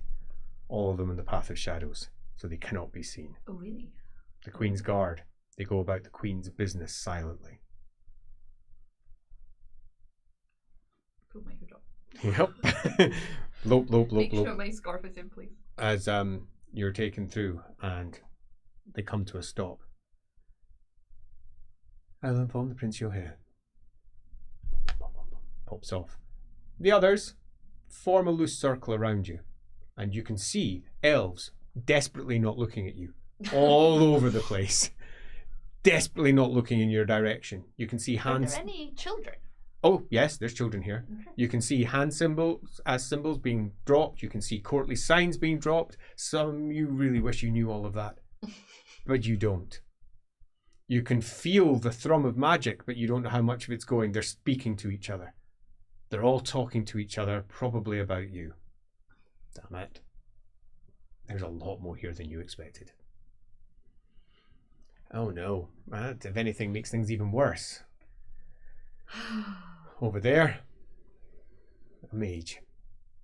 She slips out from the tree and just almost spirals down from a vine. that just extends and then pulls right back after her as she pads over to where you are, barefoot. The elves around you hold. One of them darts off. Another drops down and just disappears into the undergrowth at the side as the rest hold in formation around you. She steps forward and says, "You will let me pass." They do not move. She looks at them. "You will let me pass." They do not move. "You will let me pass." And you feel a slight shake in the undergrowth by your feet. One of them steps forward. "We are under orders not to let anyone speak to her." "And what if I was no one?" She says, "Tasuriyaku." And then all around, elves turn round. You can hear some of them immediately casting spells. And she vanishes. They immediately fall back on you, link arms around you, as you hear, "By the gods, just let me through." A voice, disembodied. As thump, an elf drops down from the trees, pulls back a hood. One you recognise. You've met this one. Oh. Not in a good way. Your grandnephew. Oh, good. The prince. On the path of shadows. And he knows you. So he lets his veils down and says, "Guest, you may remove yourself." And you hear what sounds almost like a hiss and a tearing across the undergrowth that just perps up and then up high. The Queen's Guard all look down. There's movements and nods. Clearly something going down amongst them. As he pads over and he says, "I apologise for the guest." I think Alamennowyth would take her veil. Yes. Aunt. Nephew. Come with me. And he pads off and then hops, makes his way up a tree. Sure. He's so much older than you. Sure, I can do that. Do yourself a climb test to try and not make yourself look foolish, and followed by an athletics test as well, please. Oh, yay. You didn't embarrass yourself. Good start. I didn't embarrass myself. I climbed athletics too, please. Embarrass athletics as well. Oh, not that good. Successes, please, or fails. Athletics test. That would be. Are you re-rolling if you failed? Because if you are, don't bother adding it up. It doesn't matter. Just re-roll. Well, it would be 63, 70. 0 fails, but I get +1 for athletics test in the trees, so it would be if you pass.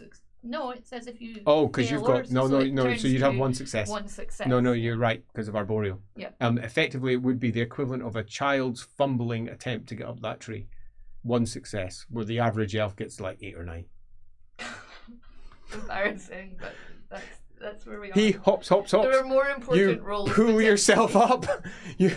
At points you can see others looking on, some with almost amusement. One child can't hold back a laugh. As you eventually reach the top, as your nephew looks down and goes, "Really? How could you have done this to yourself?" And walks into the equivalent of a tent at the top of this particular edge of the tree, but the tent thing itself is made of leaves and branches, and all of them living, having been regrown over this entire area, creating a really nice, relaxed environment on the inside, which is full of furniture. It's got a nice flat floor. The furniture is not living furniture. It's separated, beautifully carved, and a tall mirror sitting above one of the, looks like a dresser almost, pieces of furniture. He motions over to a seat and says, "You'd best sit down and be aware that there he is here." He says, "What are you doing here?"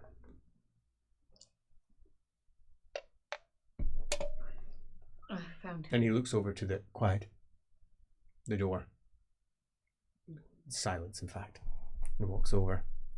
And a voice, you can hear from the other side, says, "I demand to speak to the princess."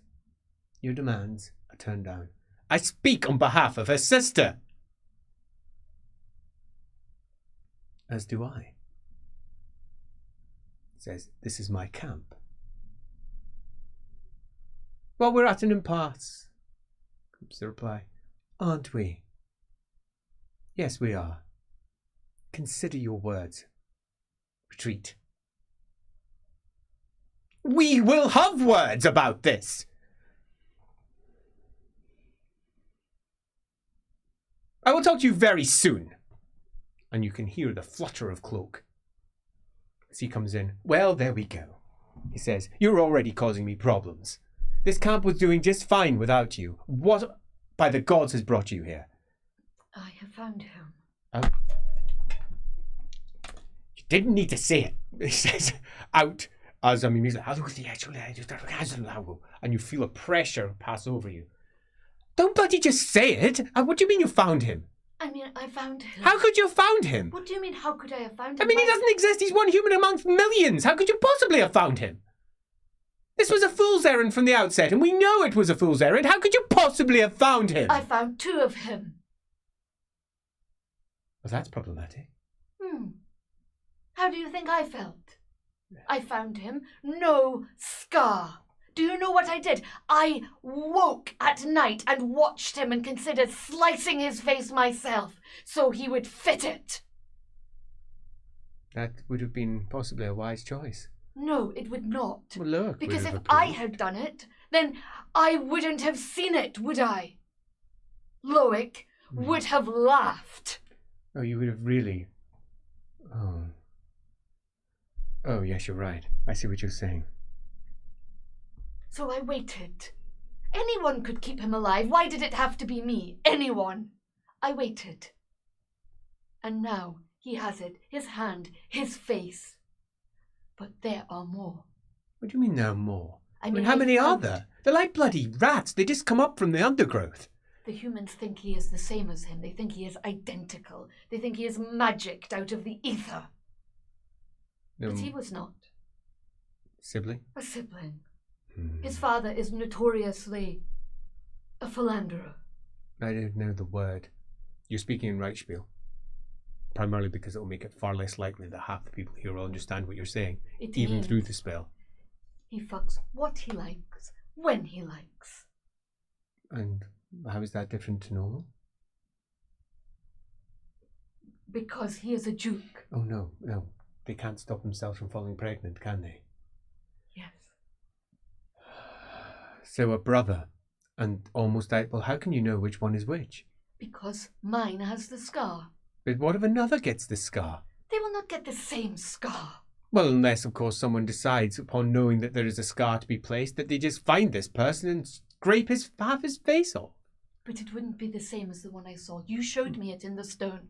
I did, and we both know how inaccurate that image was. It could have been almost anyone. I mean, it wasn't. But nevertheless, that scar was not so accurate. And the stone's gone now, because we can't have any proof, of course, because you demanded that we didn't. I still think that was a very foolish idea. I do not remember demanding that I didn't. Do I? You are the sole keeper of my thoughts. I don't know anything. Why me? Why must I keep him alive? I don't know. You wouldn't tell me. I don't think you knew. Everything is so big.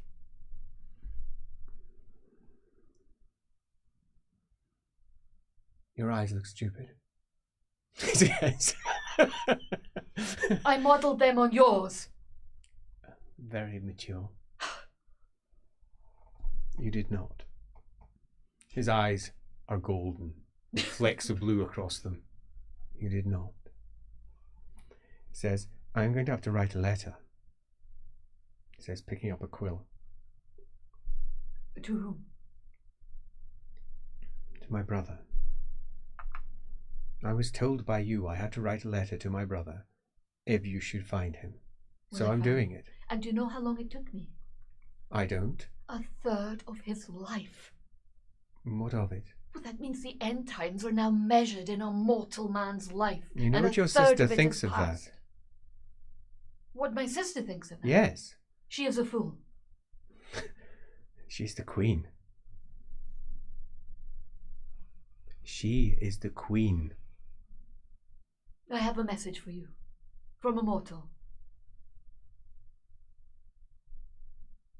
We're all mortal.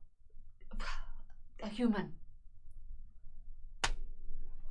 You should never have let... I will give you this message, and then you can berate me some more.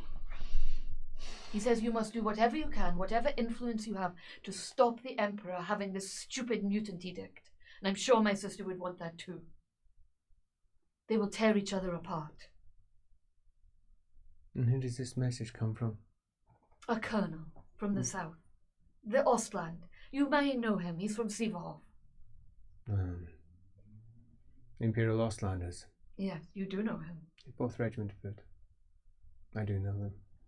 They passed the River Reich 4.5 days ago, I think.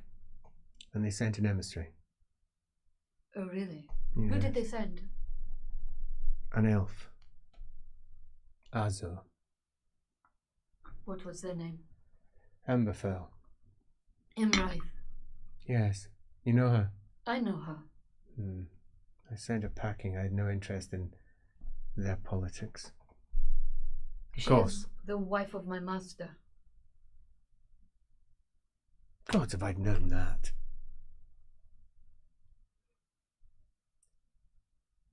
He's married to an Azure. I did not think he cared about such petty things. He is what he is. He walks in Ladriel's shadow. Who are we to say what he does and does not do? He starts writing his letter. Well, I would like to say that the gods have abandoned us. So who's to say if he walks in Ladriel's shadow or whether he walks in something else's shadow? Who can be certain anymore? He casts a shadow. He would like you to believe that, I would suggest. I find it hard to believe that that is the case. Do you realize how much we've got to do here? How much the Queen has asked of us? I don't need this. I don't need you coming in here. You promised me.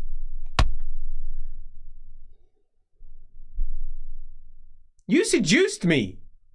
I do not remember. But if I did, I imagine it was magnificent. That is beside the point, and that is also something I do not wish to talk about. I do not want to think about it. I am not going to be swayed by you again. I have no interest in any of this. In fact, and he unleashes the spell. Talk whatever you want. You are He my says, elder and my better, of course. We both know that is a lie.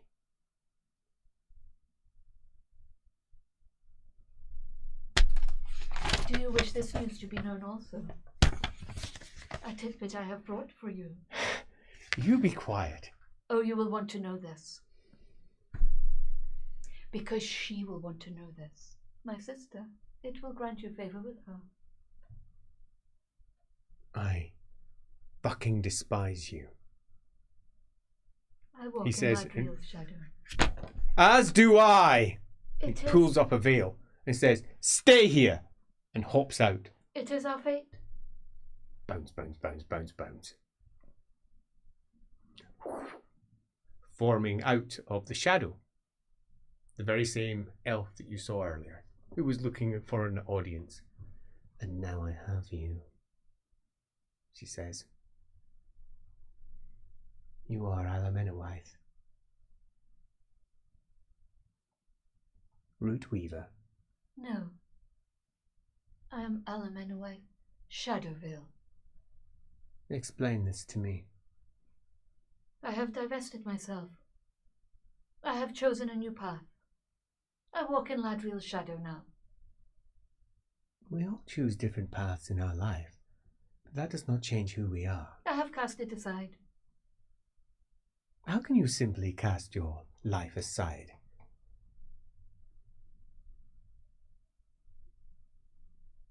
It is gone. There is nothing left. I see your face in my dreams, and I wish to know why. What do I say to you in your dreams?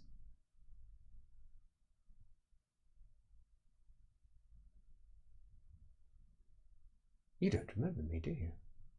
What have you done to yourself? What is your name? You do not remember me. What have you done to yourself? By the gods.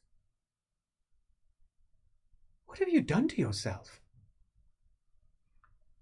I visited Thraili, the dark moon of the wastes.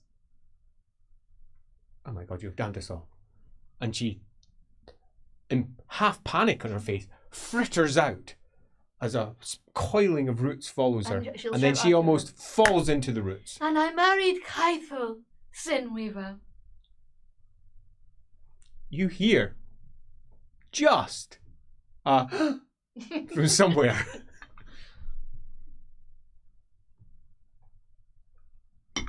And arguments from down below. They're so dramatic. My people, I miss them. Yeah, after all this time with the humans and their simple concerns, you can hear arguments from below. They're quiet arguments, but nonetheless arguments. Do you have acute sense hearing? No. You want to move from where you are? Stick your head out and perhaps try to hear a bit better? He did say stay here, but he didn't say... Or did he say don't move? It's entirely up to yourself. Remember. Well, going to be ignored then. Yeah. Pad. As you make your way over. On the outside, you can see two tall elves. One male, one female to either side. Holding spears. They look down at you.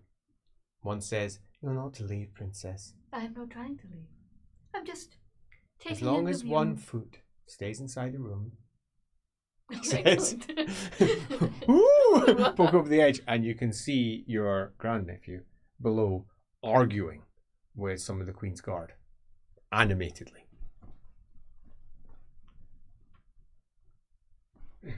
As some archers move in behind him, almost as if they're providing backup. As he continues, and the Queen's Guard continue. And then one of them bounds up. He bounds up and places himself between them. And you can hear this one quite clearly. "No!" And you hear the response. "By the will of Queen Marisith, I place her under arrest." Are they close enough to me? Nope, they're down. You'd have to scramble. Yeah, I'm not leaving. Yeah, obviously. quite. I could shout though. And he says, "This is my camp. This is the Queen's camp. And I bear her seal." Oh no.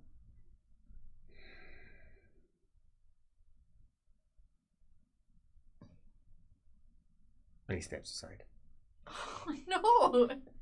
Bang, bang, bang. And in no time at all, 4 of those dark-leafed Queen's Guard surround you and take you away.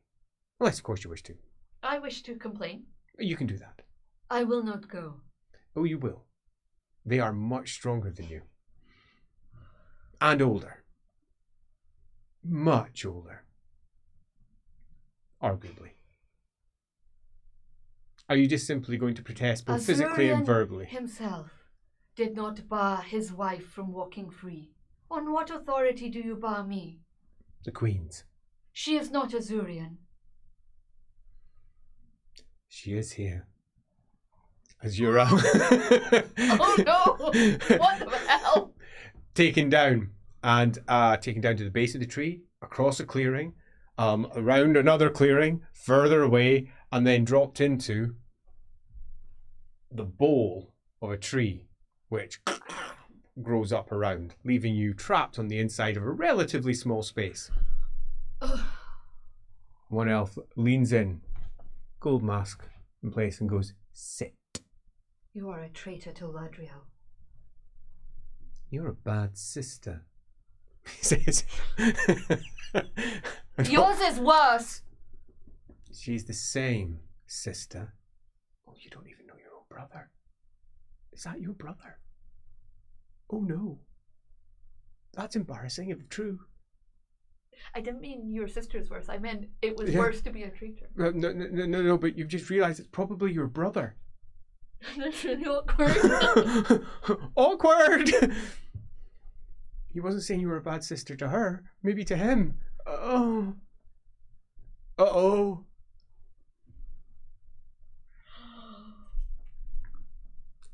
You're left there. Pass some nuts. Pass some fruit. Pass some dried meat. For about 5 hours. Until eventually, the same prince comes back, perches in front of you. Why are you arguing? I don't understand. What do you mean? Marasith wants you home. She's done with this charade. I have things to do. You don't have things to do. You don't even understand who you are. And it must be that We're way. returning your memories. No, you must not. Yes, we are. You must not. Well, you can say whatever you want. I cannot have them returned. Alamennowyth. I plead with you. We need you. No, she needs me here. She doesn't know it. You must believe me. Have you ever known me to do anything that wasn't purposeful? Yes. Frequently. Exactly. You like to get drunk. So? You know what Marasith calls you? No. Her whore sister. So? You frequently do things you shouldn't do. You've commonly made ridiculous decisions because you're afraid of what comes next. You lived your life by fear, completely lost on the paths of what might be. You're unstable, Alamennowyth. Look at what you've done to yourself. Your memories have gone. I know. 4,000 years of history wiped out by a foolish act. What are you doing? Where is my sister? I want her back. I will not listen to this child that sits before me. This mindless, stupid child who can't even climb a tree. What are you? You're barely even an elf. Our children, our children's children are laughing at you. You are meant to epitomize what we are. I walk in Ladriel's shadow. I walk in Ladriel's shadow. You should understand. I understand you're an idiot. A fool. A child. You can walk in Ladriel's shadow without doing what you've done to yourself. I cannot. Yes, you can. No, I cannot. I have walked the path of the warrior. The path of the servant. I have taken to the seas on the path of the mariner. I have sailed the ocean forest. But you, what do you do? Oh, I'm going to wipe out all of my life. We need what you know. You have taken it with you. It is gone. Do you understand? You are the only repository of all of that knowledge. It is gone from us. We are flailing in the wind. You were our seer. It had to be this way. It did not have to be this way. You chose to do this. You know you chose. Even in this broken state, you know. You fled. You didn't even consult with us. You just left. To Nagaroth! We just heard. A bloody Nagarothi trader was swanning around laughing at us.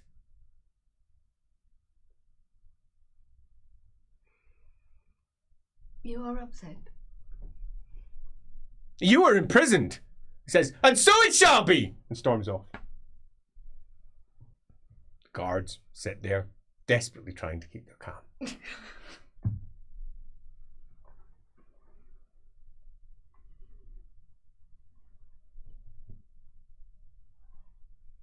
Desperately trying to keep their calm.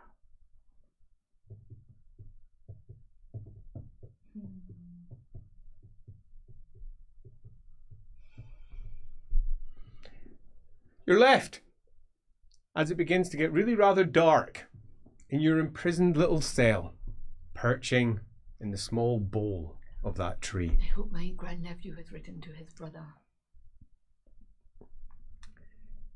It's a hope, certainly. It's at approximately, you're not even sure when, the middle of the night.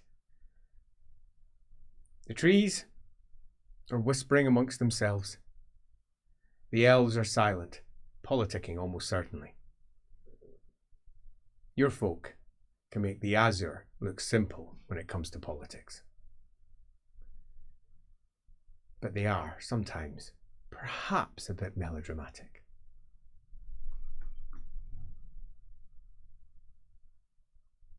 And you hear a whisper. Alamennowyth. Alamennowyth. A snake. Oh, hello. It comes up. Alamennowyth. Did Hythel send you? No. Quiet. These are not children, Alamennowyth. These are not children. They will hear you.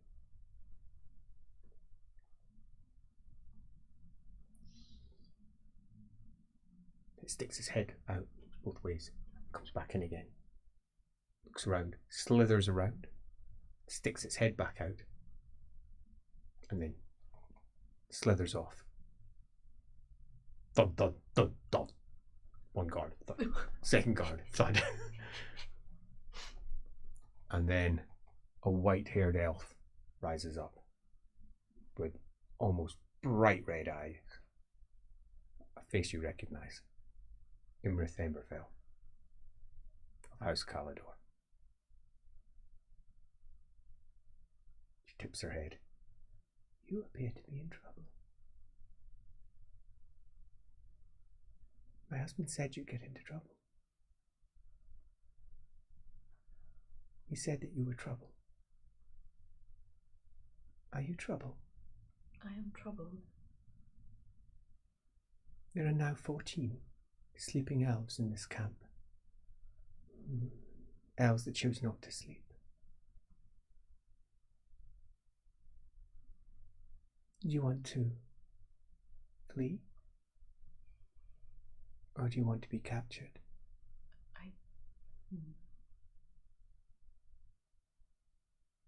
I would rather someone were captured, but not me. She says, that's quite beyond my capabilities, I'm sorry to say. Well, get me out of here, and perhaps I can make it so. A slight smile hits the edge of her. I owe you one favor. You know why? Because my husband's no longer as bored as he was. You gave him something to amuse himself with for a while. And I like to see the spark of joy in his eye. One favor only. This will spend it. Are you sure you want to spend it? I am sure. Then.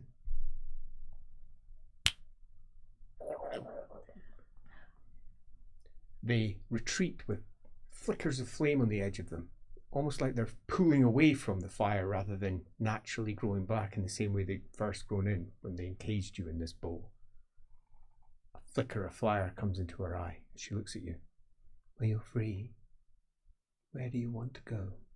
Where is my grandnephew? You're going back to the arms of your family. You are spirited, she says, and young. She looks over her shoulder. I imagine he's still where he gathers his court. I can't see how you're going to get in there without any help. Perhaps you could do me another favor. Well, then you'll owe me. Or I could bring you something worth your while. I'm listening. You best be quick. We don't have much time. Elrick. My brother is alive. Then you have a deal. She says, walk in my footsteps exactly. She says, Tarthi Shulath, as she moves forward, Tarni Akshwa. And there's a flicker of fire running along the edge of her arms, flickers down her hair as she just and fire seems to consume her in front of you. And footsteps, little fiery motes appear before you. I actually thought he was her uncle. She must be older than I thought. Are you footstepping along? She makes her way carefully forwards. You presume, not that you can see her. You follow in those footsteps. And indeed, hidden locations become clear as you see elves sitting in places that if they'd known you were coming, they would have moved. But they don't. They're sitting up in higher points, lower points. One's sitting in the roots over there as she just slips through. She pauses at one point and you hear the half whisper of a spell in front of you. Just as she then passes forward again. You're going to have to climb that tree again. I can do it. This time. Climb test first. How many? This time it is stress, no advantage. 1 success. That's not good. It's better than 0. That's oh no, true. sorry, 2 successes because I get to add 1. Marvellous. You are arboreal after all. I am arboreal. And our athletics test, please, to pull ourselves up some of the other parts. Oh, correct. Bounce over. Oh, very good. Suddenly it all makes sense as you bound up and find yourself back in the same chamber you were in before.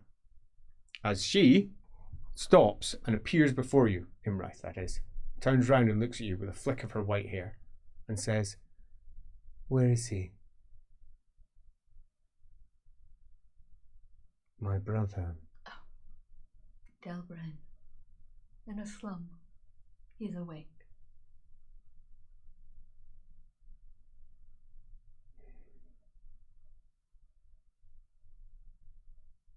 Where's Delbren? Is that in the middle of Midland? It's near Delbers. Oh, is that in the middle of Midland? It's nowhere near Delbers. Oh, I thought it was like really No, close. it's like saying Altdorf is near Null. Oh, okay. They're really far okay, apart. so where's Delbren? It's Just north of Altdorf and to the side. just north of Altdorf, on the river. Delb, in fact. The Delb. The duchy is Delbrenhof. The colonel knows where it is. You have done me a service, and I have done you one in return. Perhaps we could, she says, get to know each other better. You're not as bad as my husband suggested. She says, and she backs off, and she just steps off the back of the tree and falls. And you hear from the corner of the room, melodramatic bitch. It's your nephew in his bed, looking over. What are you doing here? You're arrested. You're supposed to be inside a cage somewhere. No, you're supposed to be inside a cage somewhere. I'm not supposed to be inside a cage anywhere. I'm supposed to be here doing my job. This is why. No, I'm not going to put myself in the... I'm not going to put myself in a cage for you. They have to think I am in there for at least long enough. If you tell me that you only fucked me so that I could take on your face, I am... Of course not. You're a fucking bitch, and I hate you.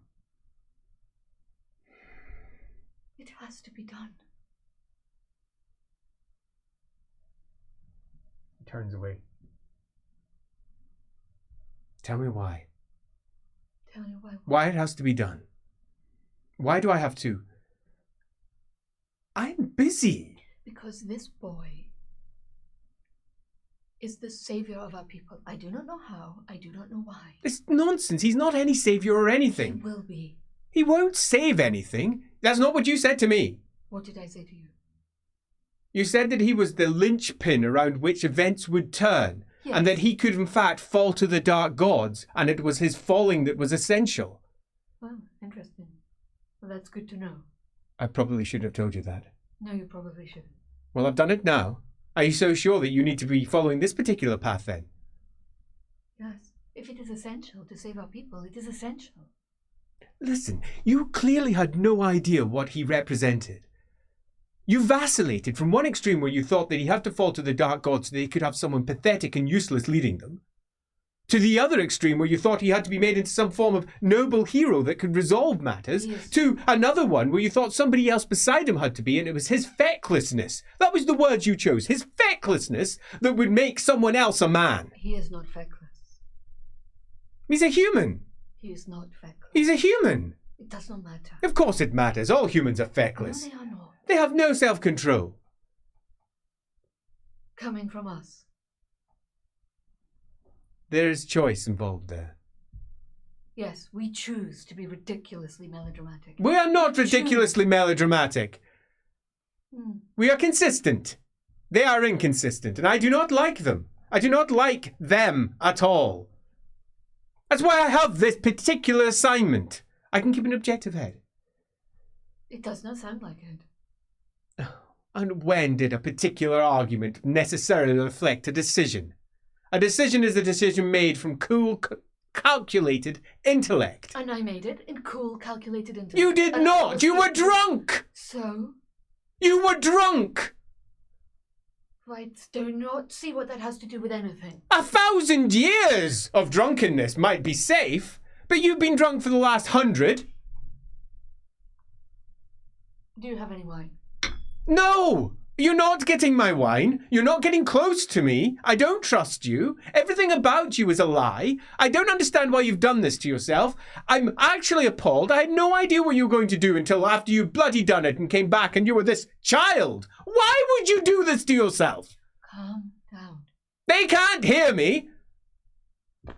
This stops them. I'm not using a spell this time. No one even knows I'm trying to be quiet. You must stay here and stick to what we discussed. I didn't discuss it with you. I discussed it with Alamennowyth. You are not her.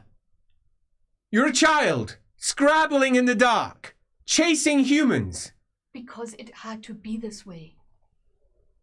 It did not? It did, or the Lord of Change himself would have seen the plan. None of this can happen without me. Our people will be lost. Why do you think I'm here? Because Lord of Change can't see anything that we're doing here. The ruinous powers are blind to us. Everyone is blind to us. That is why I was chosen on this particular mission. It is why I am here. It is why those who walk in the path of Ladriel are making all of the decisions. The choice you made was wrong. No, it wasn't. It was beyond drastic. Far too far. We can get the same results with a far more measured, calculated approach that doesn't involve vast quantities of azure wine. You wouldn't even drink the good stuff. It reminds me of home. You were moaning into the night. You could be heard across the canopy. It reminds me of home. You're an embarrassment. I do not care. I have chosen my... You can get your memories back, Alamennowyth. I want them back. I cannot have them back. Everything will be lost. That is what I know. Everything will be regained. You will be in a position where you can coolly and calmly make a correct decision because you will have access to the necessary intelligence to do so, intelligence that you have removed from us. I removed it for a reason. And your reason seems to be as simple as you're predictable. Yes, we are all predictable. And I needed not to be. The simplest reasons are sometimes the best. And we have spent eons looking for the complicated way out. Well, this is the simple way out. I have bled for him, I am bound to him, and I will make sure he does whatever he needs to do. I disagree with this path. It seems foolish. But I'm willing to admit that you are, without peer, the greatest seer our people has known.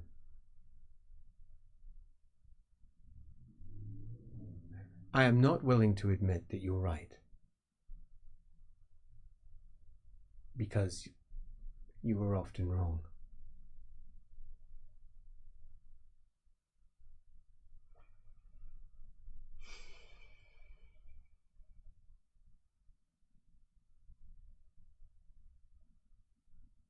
You do not need to admit I am right. You just need to give me a chance. No, that's not what you're asking though, is it, Auntie?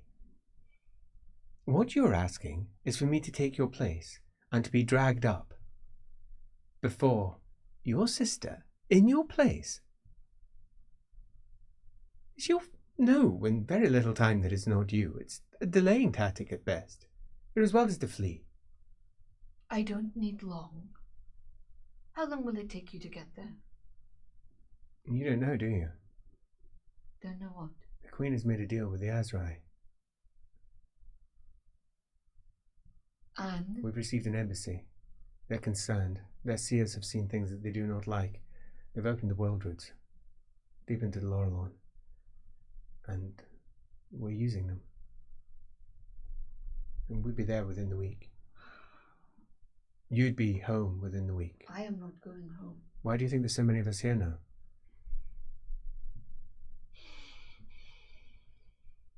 The Azrai are ill-placed to influence the Empire. They don't know what to do. They don't understand it. They are bitter politicians and very poor at it as well. They're lost in their own dreams. We, however, we understand what is going on, and we've made a petition. It was your fault. Marisith no longer has access to the knowledge that she had, so she's had to rely on different sources. So she has turned south. And you know she does not like the Queen of the Wood. They have arguments from the distant past that they do not wish to cast aside. But she has reached out to Ariel of the Wood. She is desperate. And we have gained much from this. We have access to the world routes. That significantly improves our chances of success. I bet you didn't see that in your various prophecies or whatever you were chasing. How do you know I didn't? How do you know that I didn't? Well, need none of my us sister know to be because desperate. You removed your memories. For good reason. You keep saying that, but do not provide a good reason. Because you don't know the reason, because you don't remember it. You're making it up. You told me the reason. You told me why I did this. I told you what you said, but you were drunk. So? And to make matters worse, you then just disappeared. It's not so much you told me the reason and it was clear that this was the plan you were going to take. It was almost an aside. I was drunk as well. I barely even remember it. Do you know how much we drunk? We are not like them, the humans. It does not... Oh, you've been with humans far too long. Talking about us being different from them rather than viewing them. You're barely even Aenir anymore. Certainly not Azov. What? We're going to use their term, Elf. Fae from the forest. Is that what you are now? That is what I am now. Ridiculous. None of this makes sense. I would offer you an alternative. Go home. No. Let me finish. My alternative to you, Auntie, is that you return home. That you apologize to your sister. That you let her do the necessary rituals to bring back your memories, and that you sit down with her and come up with a better plan. You completely excluded her. Sit down with her. Discuss it out. It's all she asks. I've been talking with your brother. You didn't even know he existed. No. How can that be the case? You were in the Laurelon for almost 20 years.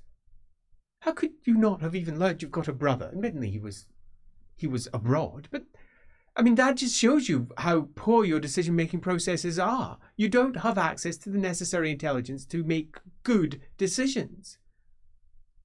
I am where I need to be. You told me, you showed me that stone, and you said of all the things, he was the most important. I have found him, and as I was... I only said that because you said it. Yes. And he was just one face amongst many. What do you mean? Oh my gods, please don't say that to me.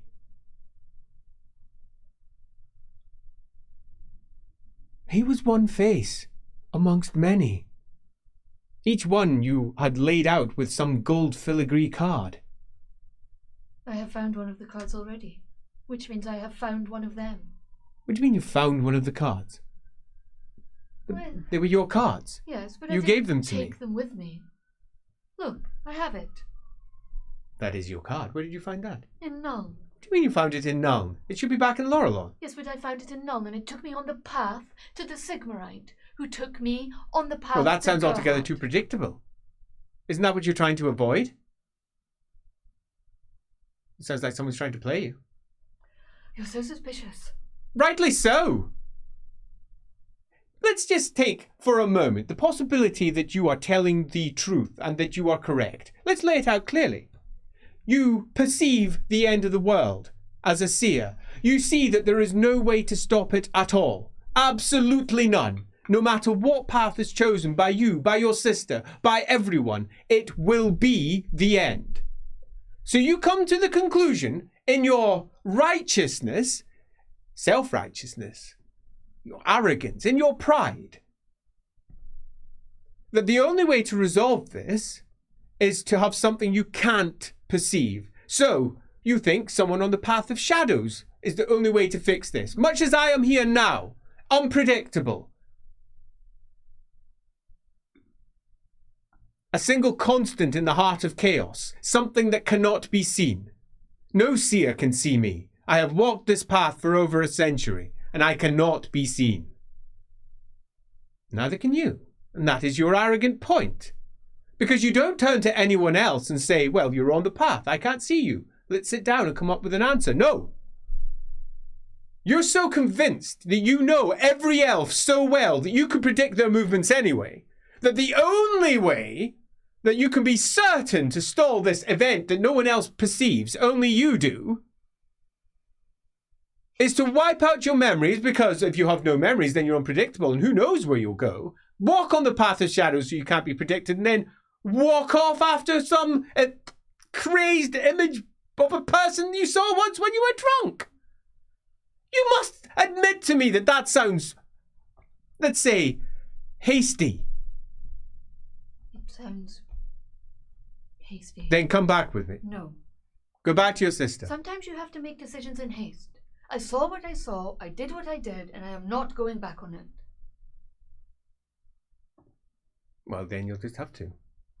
Just have to what? Be taken. No. Why would you betray me? I'm not betraying you. Yes, you are. No. I don't know you. I don't know you, Shadowvale. I know Rootweaver. And it was her that set this path in motion. So at least for her memory, do not betray her or me. It is not a betrayal. It is. I do not see it as a betrayal. I see allowing this charade to continue as a betrayal.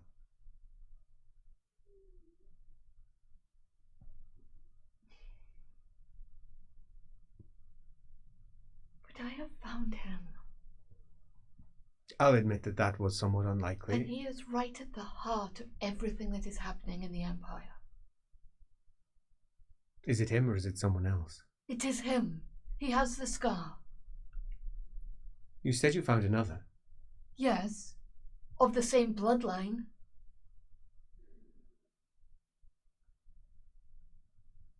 The last house of joy. You mentioned that. Last house of joy. When it falls. That's yes. What you said. And it fell. The Jungfreuds. They are the last house of joy. He frowns. Wait. And he goes off, takes out a gem, looks at it, makes some marks on it, whispers a little over it, and looks again. Here we go. It's... Wait here. And he goes off. He's so chill now. He's like, oh yeah. Yeah, totally. Moments passed. Up, down, go the emotions of the elves. As he pops away, and then he comes back with a scroll case filigreed along the edge in gold, and very delicately written in Eltharine. I see shadows over Bogenhafen. No. What does it Darkness say? gathering. He says, darkness gathering. Give me a moment. He says, this is in far Eltharine, and it's old. At least the writing, not... This is your prophecy. Yeah, let me have a look. I see darkness gathering. Yeah. And yes, here we go. When the last house of joy falls. Then shadows over Bogenhafen stir. It says shadows over Bogenhafen stir. I remember this. You mentioned it. You were drunk. Beloved Mole. No, wait a minute. I'm trying to recall the moment when it was. My heart was beating fast. He says, I know he had imbibed far too much, and you were crying, which I found deeply unnerving, because it was a little like seeing a mountain cry, or the ocean, a force of nature so beyond you suddenly rendered mortal.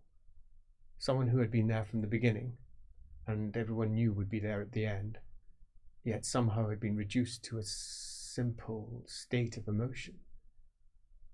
You had been so distant, drunk, sometimes rambling, but distant, and now you were very real.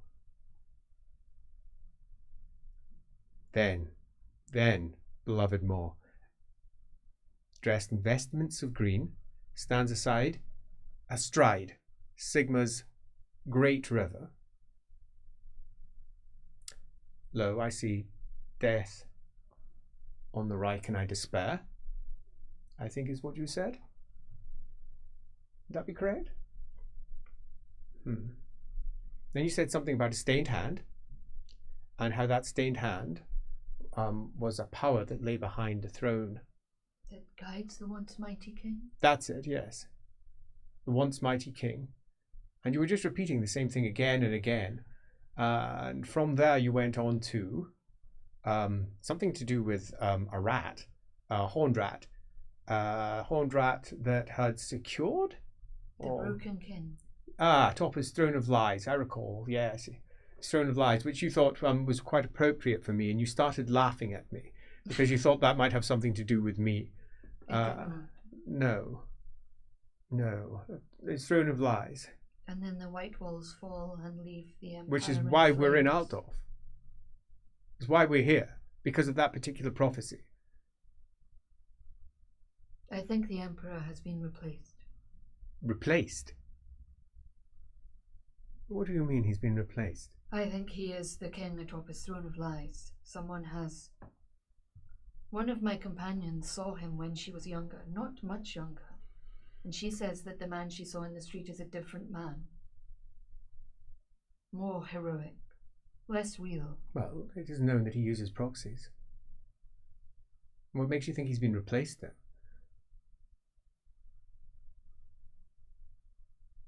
Because he has gone mad. The mutant Humans did it. go mad. I would say that the more logical answer is that he's a mutant. I did say that. And in his desperation, he has started trying to cover the fact that he's fallen. That seems to be the more likely outcome.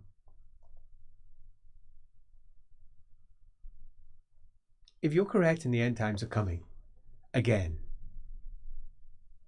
because is that not what it feels like? Great cycles, and the great sucking in of air has come again, and the chest is expanding, and magic is swelling. Of course there's going to be more mutation everywhere.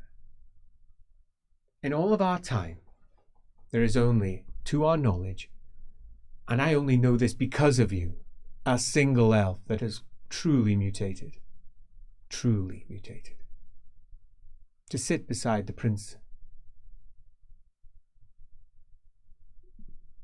But beyond her, beyond that poor, sad princess who fell for the worst reasons, we don't. But they do. Everywhere. 200 years ago, I was there, you were there, not that you remember it, but 200 years ago it was very bad. But this is worse. No, it's just bad. It's very bad again. Perhaps it's worse in the minutiae of a particular location or particular detail. But this is just one small part of a very wide world. Perhaps it's worse here because there is a particular infection here that needs to be lanced, so to speak. Perhaps there is a particular issue here that needs to be resolved. That doesn't mean that it's worse overall. It might be fine across the border elsewhere. Much better, perhaps. You've become small in your thinking. You are little. You are not able to see the bigger picture anymore. You have lost yourself in this talk of prophecy and this unerring end that must occur. It isn't that complicated. You said it yourself. Of course, the dark gods are making their attempts to do whatever it is that they want to do. We know that. We constantly strive to stop their perversions. But you speak like we've lost. We have not. You speak like what is to come is known. It is not. I am not known. No deed that I enact can be seen. I am Liadriel's steps on the plain. She walks with us. We do not know where she is. Not even Azurin himself could stop her. And why? Because he couldn't see her. No one can see Ladriel's passing.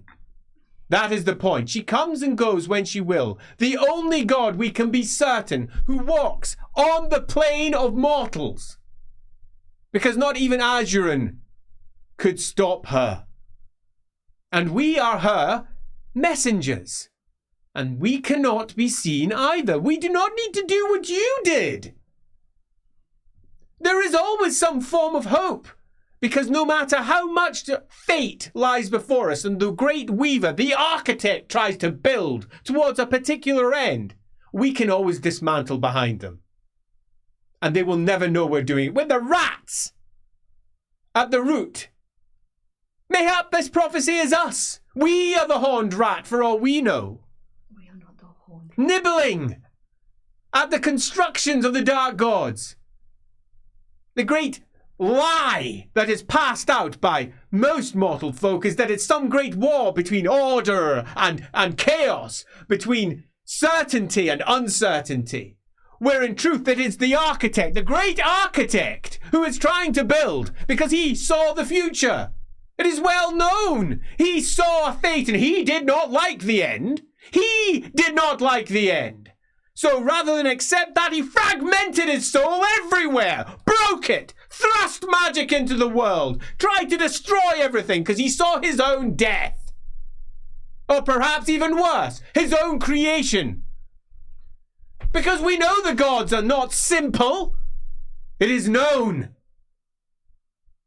You are fighting something that doesn't exist. The architect doesn't exist. It is not even a creation. It is a fragmented nothing that is trying to destabilize everything in an attempt to avoid what we do. Nibble away at the roots that it builds. And you're ruining it. Because you were, of all, the one that could see where the roots needed to be nibbled. What do I know? How have I reached the point where I'm a rat that's nibbling at roots? I hate you. I cannot believe I have become a rat. You made me a rat. I have not made you. You have made me a rat that nibbles at roots, and I don't even know what roots I should be nibbling at anymore. We have had to turn to the Azrai. The Azrai. That's like turning to the tide. And that would be fine if the tide was predictable. But Buddy Mosley makes the tide fly up and down. I am just trying to do what I saw. You were our Mansleib. You kept things clean. You cast Mosley aside. You made the tide predictable. Nothing is predictable, so we've had to turn to the most unpredictable of allies. The Azrai are worse than the Druchi. The Druchi you can rely upon. We know them. They know us.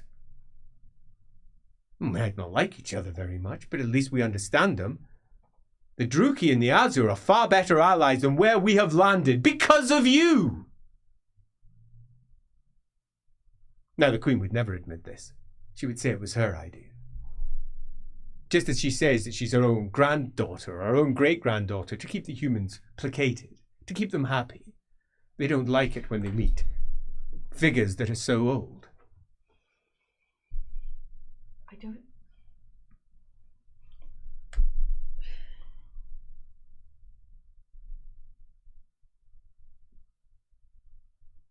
You see, you've made a mistake. I have not made a mistake. I can see you can see it. I have not made a mistake. I see you can see it. I can see it in your eyes. I cannot see Your it. confidence is shaken. My confidence is not shaken. Your confidence is shaken. I can see it. It is not Now shaken. you're lying. I am not... You're actually lying. I can tell you're lying. You're young. I'm sorry, but I can tell you're lying. Your confidence is shaken.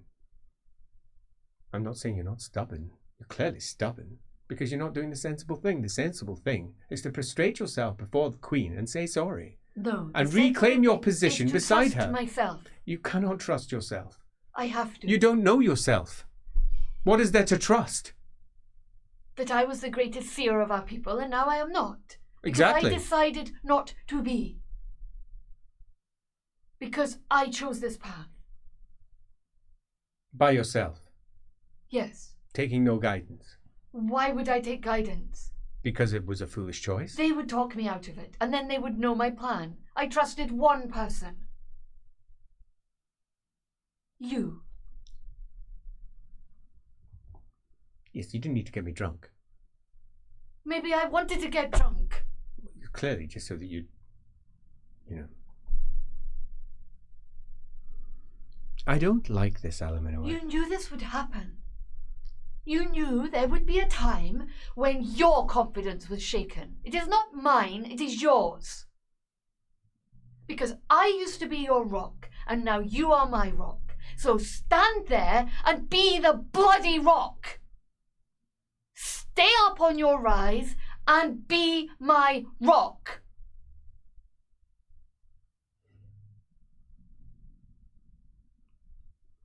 Well, that's a difficult place to put me.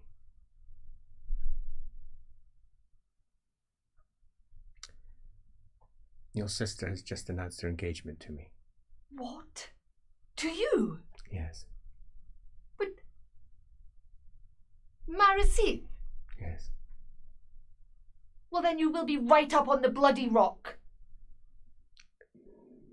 I don't think you quite understand. It will not take long for her to realize the ruse and the fact that I have betrayed her. Which means that your sister will look particularly foolish for choosing me as a potential husband.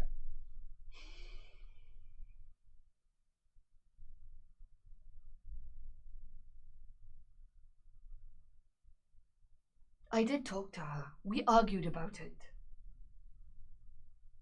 About what? This? No, about what I was going to do. You told me. Have you forgotten? I No. did take advice. You did not take advice. You told her that you were perceiving some terrible things and that things had to be done. But your, let's say, hasty choice to try and resolve it all by yourself was not discussed with her. The problem was discussed, but not your choice of outcome. Do you really wish me to embarrass your sister, sir? Is that what you're asking of me? Yes. Oh. Alamennowyth.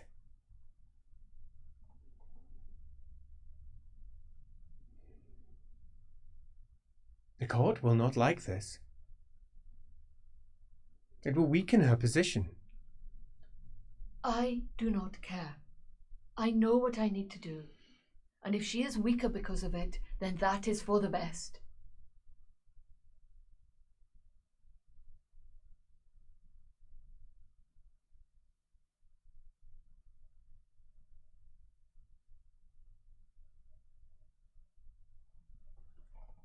He leans forward, puts his head into his hand, looks at you. Did you really have to do that to your eyes? Yes, I did. You just look so human. That is the point. It's distracting. Do you like it? No, I don't like it. I'm engaged to be with your bloody sister. Stop it. Oh, come on. I didn't want to do this, you told me to. To do what? Marry your sister. Well, then it's all good. No, because it's predictable. I think you might be right. That's the worst part of this. It is predictable. I told you to marry her, but it is not predictable that you would pretend to be me and embarrass her. I think that's the point I had already arrived at. The conclusion I had left unsaid. I don't do that now.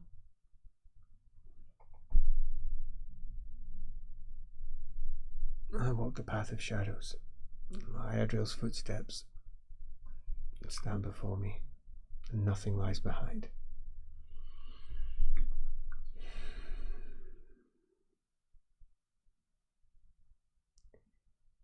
Are you by any chance a minion of the dark god sent to torment me? Of course not.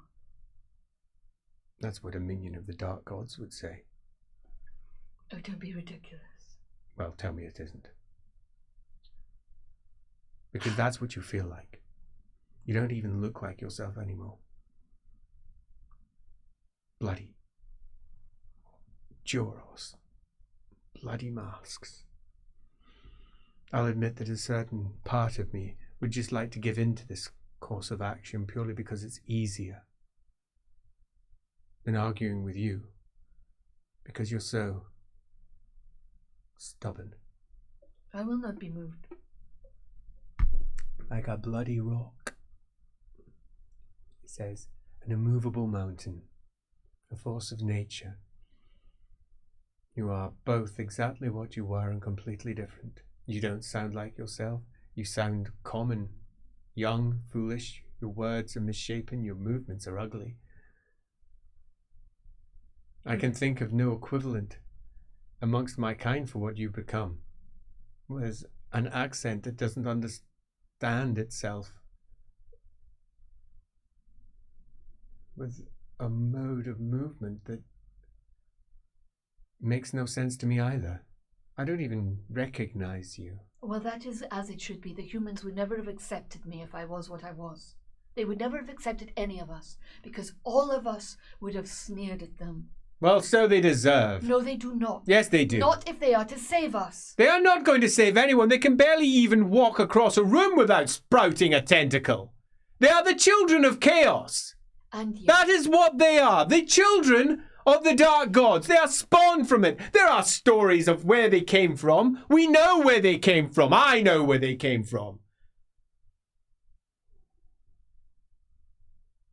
And they will be the root of our people's I don't believe certainty. it. This is another one of those ridiculous, you fight the dark gods with the minions of the dark gods. This has long been a standing example of how we perceive politics to be accepted. This is unacceptable. This is what my sister does. Yes, well, I never agreed with her either. Well, I am taking it one step further because she is too old and too set in her ways to do it. I'd say you're the same. You would never have arrived here if it wasn't for that. Don't you sneer at me. And don't you try and flirt either. I'm done with it. I am done with everything with you. This is ridiculous. I think we must stop. You must do what I ask. No, I don't have to. I recognize that there is an argument here, but I think that we've reached its natural conclusion, which is that you will do it. You will do what you need to do, and I will do what I need to do, which is have you arrested. No. Yes. No, you will not. If the Queen does not have you before her, she will fight to the end of the world itself to bring you back. And you will be before her, as me.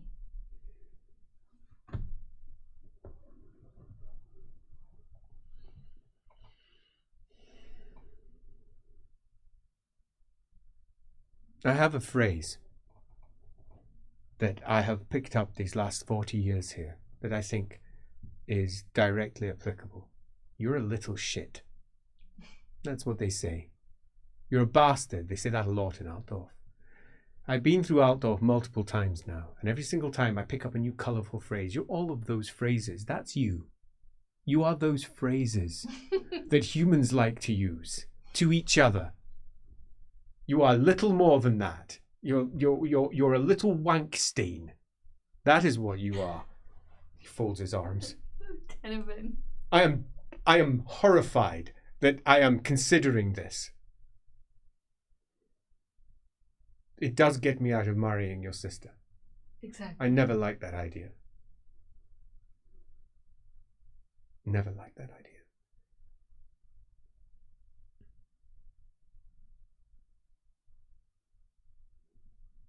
All right, I'll do it. But you're going to need another face to get out of there. And you're not there yet. You can barely even walk the path without being detected. You can't wire someone else's face.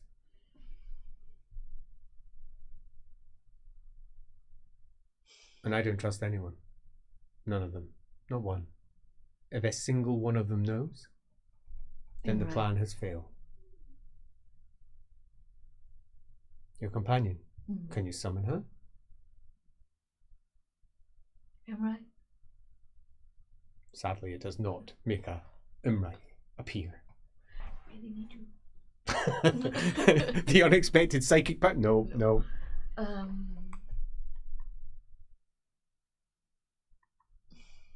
No point looking at your card sheet. There's nothing there. I really don't have anything. There really isn't. I've got Master of Disguise. I just need to like. I mean, that's 100% not going to be detected by a single one of the elves as you're on the way out.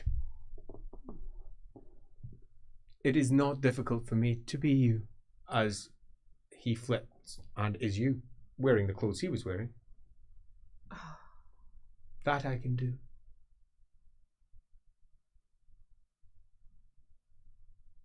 If I must. No one knows I can do this. It was a drunken night. It turned out the way it turned out.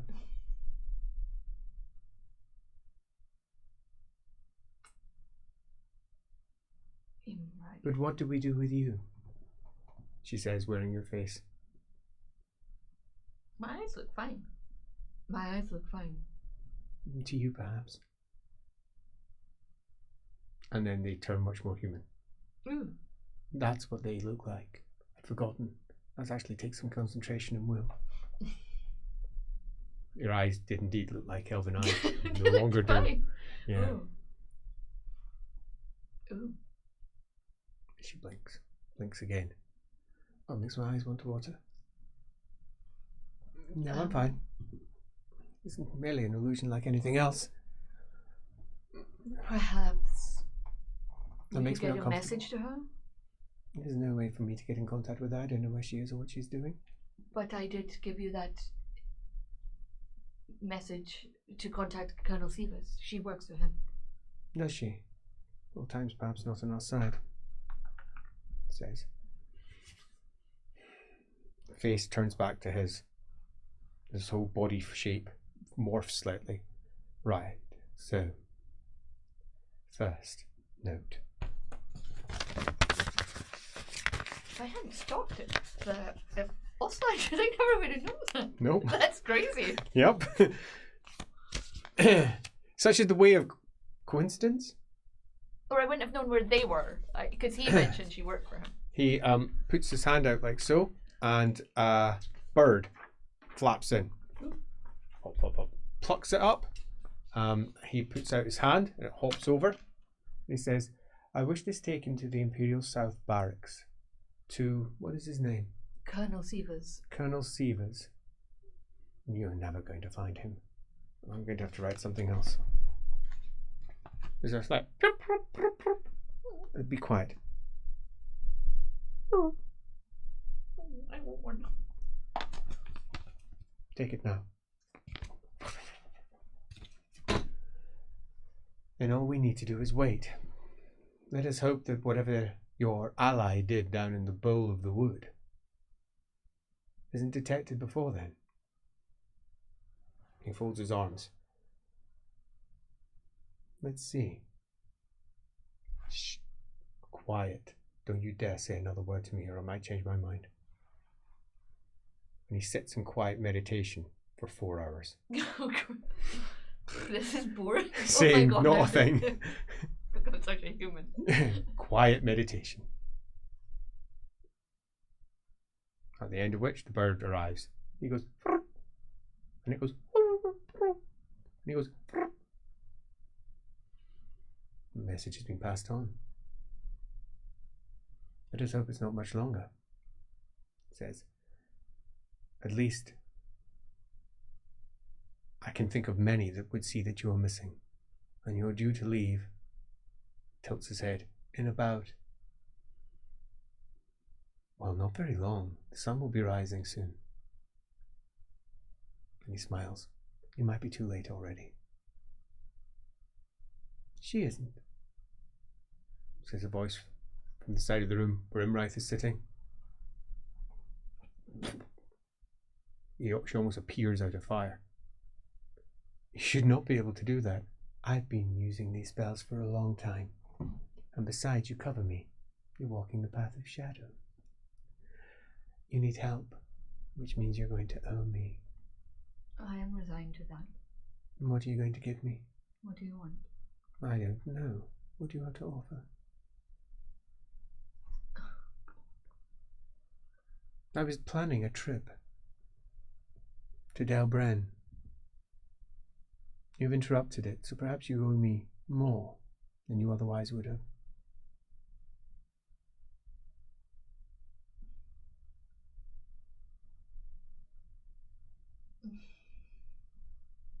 Shall we hold it? Let's hold it. Good. You will not deny me when I ask for it. You understand that, don't you? I understand. I am disappointed that we cannot use a truth speaker for this. I am very disappointed that we shall simply have to rely upon your word. I'm not sure I would rely on that, he says, more than loud enough to be heard. Why do you think she has broken her word to you? Well, no, not strictly. Then be silent, little princeling. Looks at you. I can't say I understand what you have done. Can't say that I particularly care for it one way or another. But I can get you out of here. Not personally. I'd be detected if I did, but I know someone more useful. I thank you. She says, you might not. Stay there, by the way. As disappears in a puff of fiery magic. Did I know her? I doubt it, says. She's never really been to Lawhammer that I know of. Ever. At least that I know of. And then a voice in the corner. Hello. An elf is lounging on a bunch of cushions. It says, hello, little poppet. Hello, master. I hear you're in trouble. As he gets suddenly straight back. He says, oh, relax. There's no point in trying to be all impressed. I'm bored of that. I'm bored of everything. Except for this one. She keeps on throwing interesting things in my direction. Apparently she wants to be spirited out of a elven camp full of wizards and witches and all sorts. Hello. Hello. Says, are you keeping up the prostitution? On occasion. You should. You have to understand how filthy these creatures are if you're going to, well, trick them. What? He says, you do realize she's a royal princess.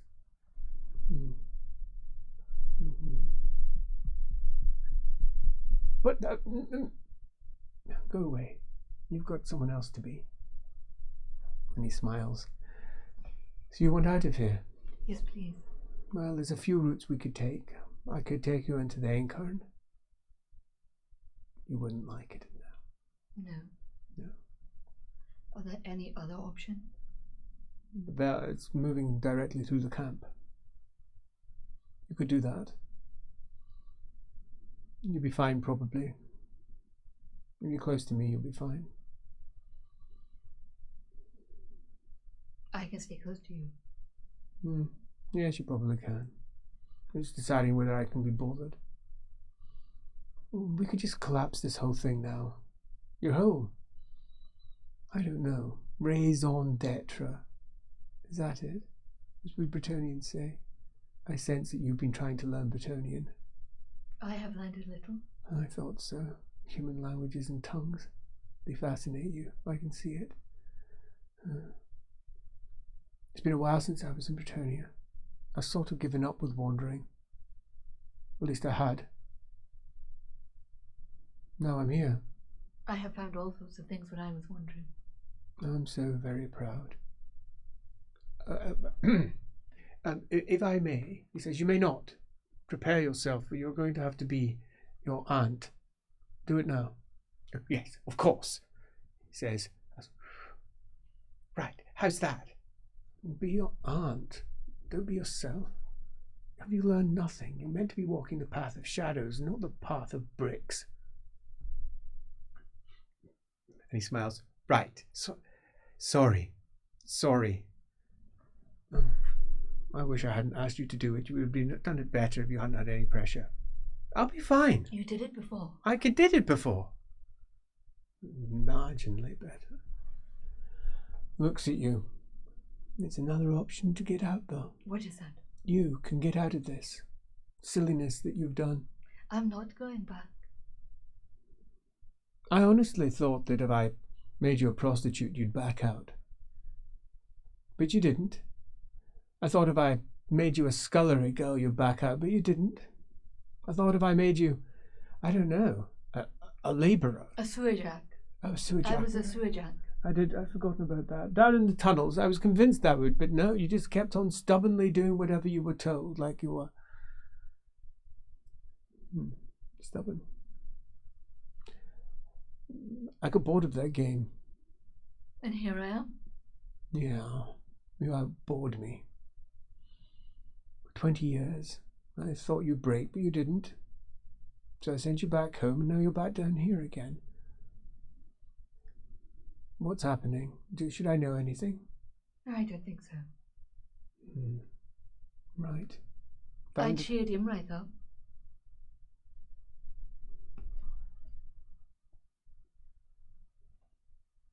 Fuck you, he says. You know she plays the flute. And she says, of course I know that she plays the flute.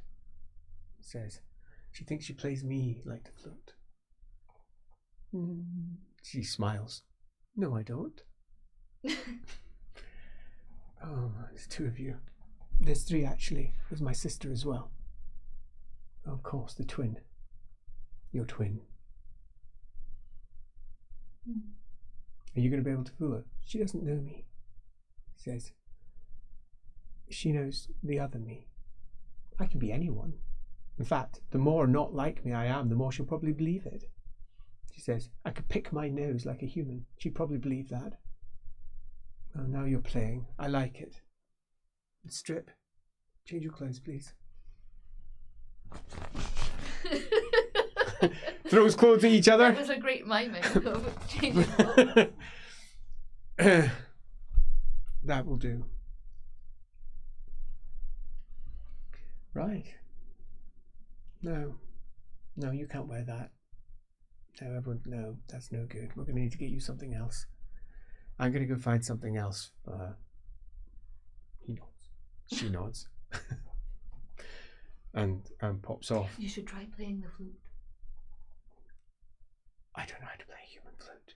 It's so easy. Is it? Oh, it is so easy. Look. There's a few notes. I tell you, any one of us could pretend to be a minstrel and any one of them would believe it. I normally go for the lute. Oh. I prefer the lute. And after a few doff notes, plays an air.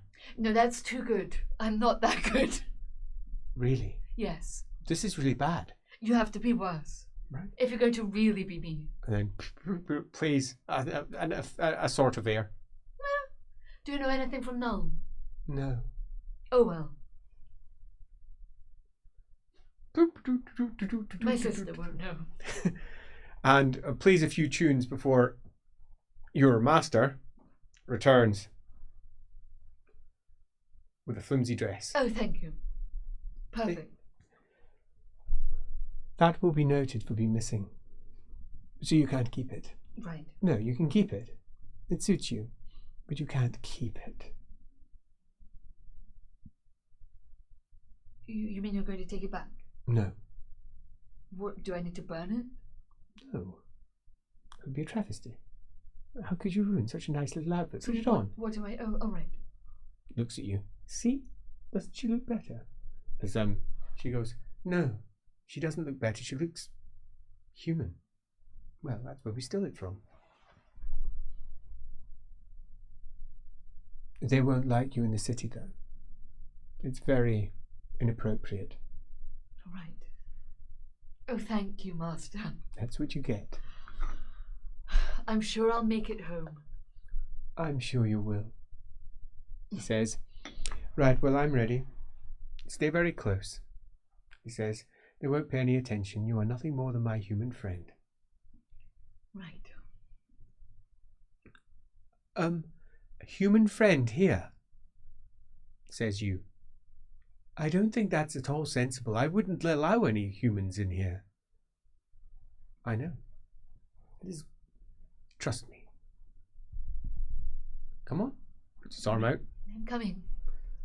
And he helps you down the tree. So clumsy. Until eventually you're at the bottom. And then looks up. We have to wait. Make sure that he actually goes. That takes half a bell. Elves are patrolling, but they don't appear to be paying any attention to you or he, until eventually he pops out as him, drops down, then darts off into the trees. Do you trust him? Mm-hmm. Then we go. And you're out of the camp. It is as easy as walking. The elves don't stop you, nor do they seem to pay any attention to you or see you. Apparently, the more obvious you are, the less likely you are to be spotted. How can that even be the case? It's Joros. When you're a couple of miles away, he sits down cross-legged on a stone. Sit. Right. And he smiles at you with his long elven face. And his face morphs, and he's a human. With long dark hair, with streaks of silver through it. So, I think I'm going to wear this face for a while. He says, same face I wore when I first arrived here. The humans prefer humans. That is true. Ladriel knows you're walking. I sense it stirring. I haven't felt her for over 2 centuries. But she wanted me to know she's moving. She's somewhere in the south, I think. Is that bad? I don't know what it is. I have no idea. It is something. But she's moving. I think she might be in the Laurel Lawn. Or Athel Lauren. I sense her in the south, but the world route seemed to have opened, so I feel that I may be sensing her wrong. My sister has allied with them. With the Azrai? Mm-hmm. Well, there you go. World's fucked. Says, that could be wood elves anywhere. Laurel Lawn elves anywhere. Your folk are the worst. You do realise that? You're political, manipulative motherfuckers who have absolutely no concern for anyone else at all. Well, if my nephew does what he's told, then it won't be so much of a concern. Oh, I imagine he probably will. A promise given is a promise given for you folk. You wouldn't be able to survive if you didn't keep your promises.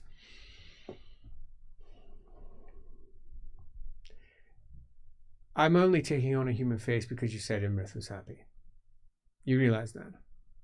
What, so you want to upset her? Yes. Got to keep her on her toes. Apparently so. She'll have to declare love to me. Wearing this.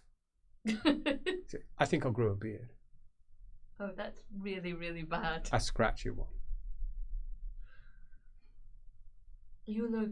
Where does he look like he's from as a human? He looks like a human. You look like a human.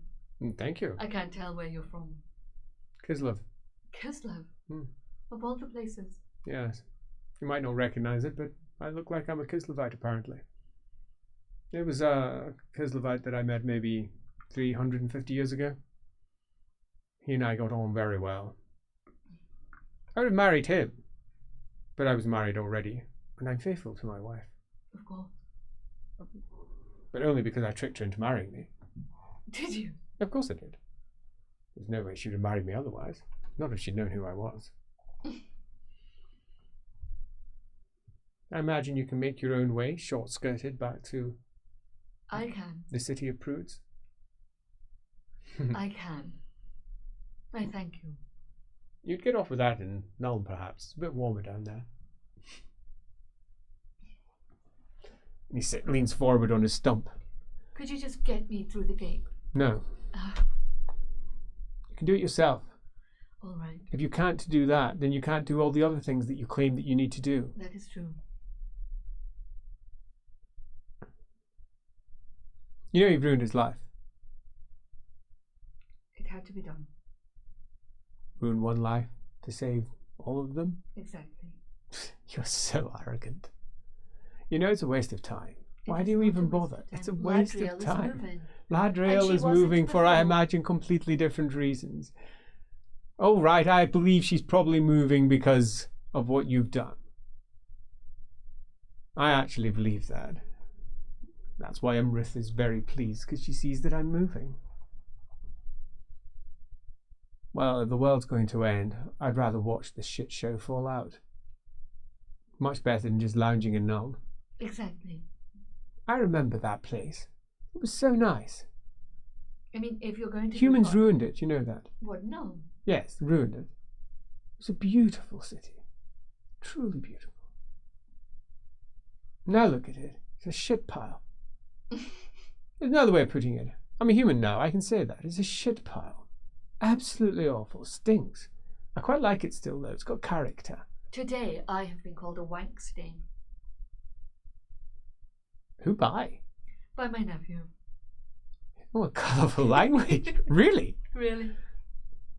I like him more than I did before. Yes. I'm going to go back to Nuln. I'm going to advise the Countess. Good. Take over my old role. The way I see it is this. If you're going to be fucked, best enjoy it and not just lie there. Maybe I'll get involved with the politics then. I liked her father. He was a good man. Her mother is awful.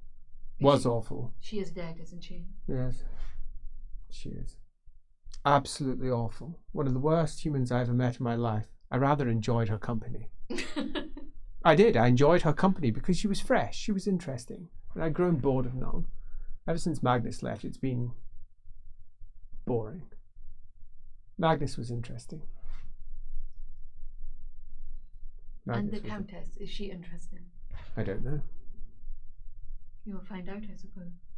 I'll find out. It sounds like she needs a father figure in her life. Oh, I won't be a father figure. That much is certain. I know a bit about her. I might have stepped in her a few times. She knows me. She knows who I am. And who are you if you're to be wearing this face? Who do I ask for? Oh, I see. You're fishing. Bit blunt. Bit blunt. I'm sorry. But, as you say... You're a human now. Quite. Call me Crammond. Crammond.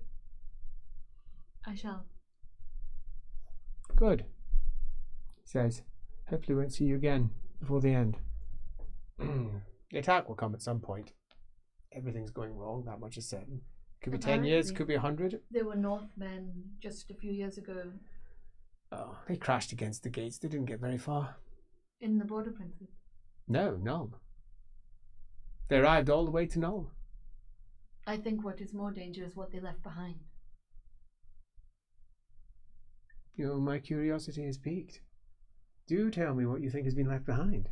Well, the Imperial Ostlanders have returned because they can no longer contain such a mighty orc warband. Oh, that's not what I expected. I was hoping for some sort of corruption. No. Oh, that's rather mundane. Greenskins. Greenskins have gathered under one banner. In the Border Princes. Oh dear. I am told he has been holding them off and keeping them down for 20 years. And he has returned because he has failed.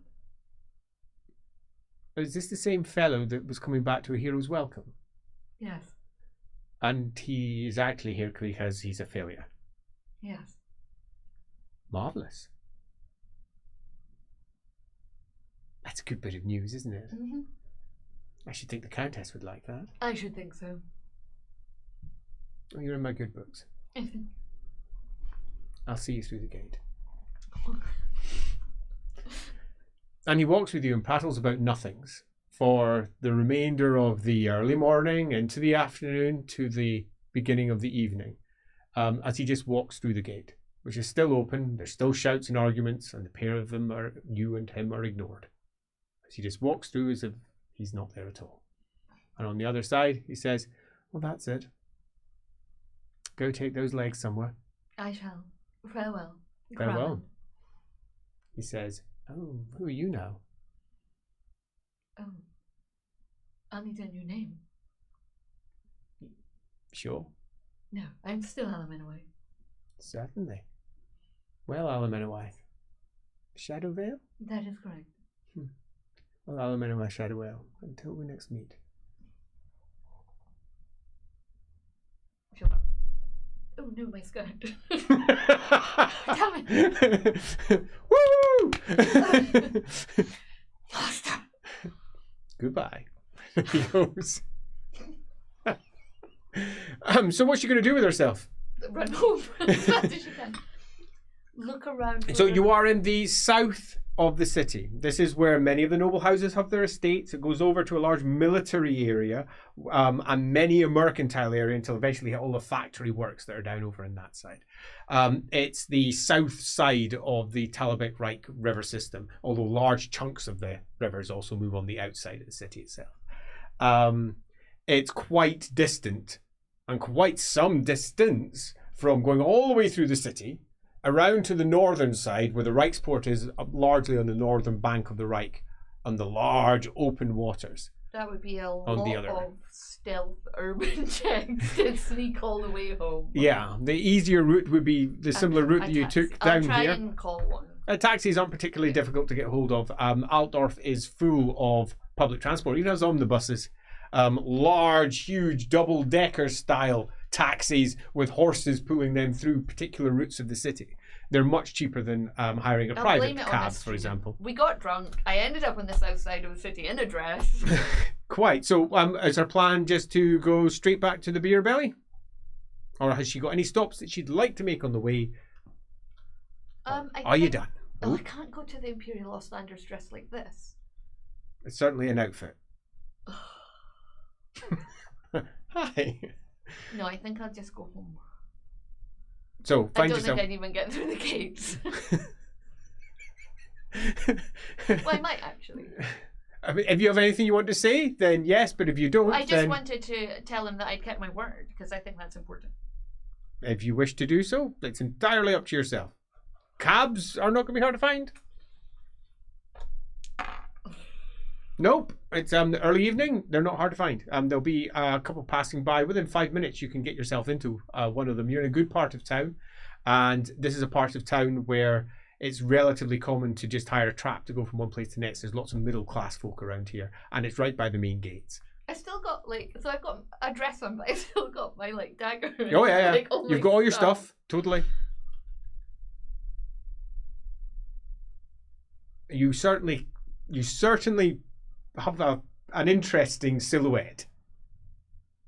I think I will go to the barracks just to see if I can get in.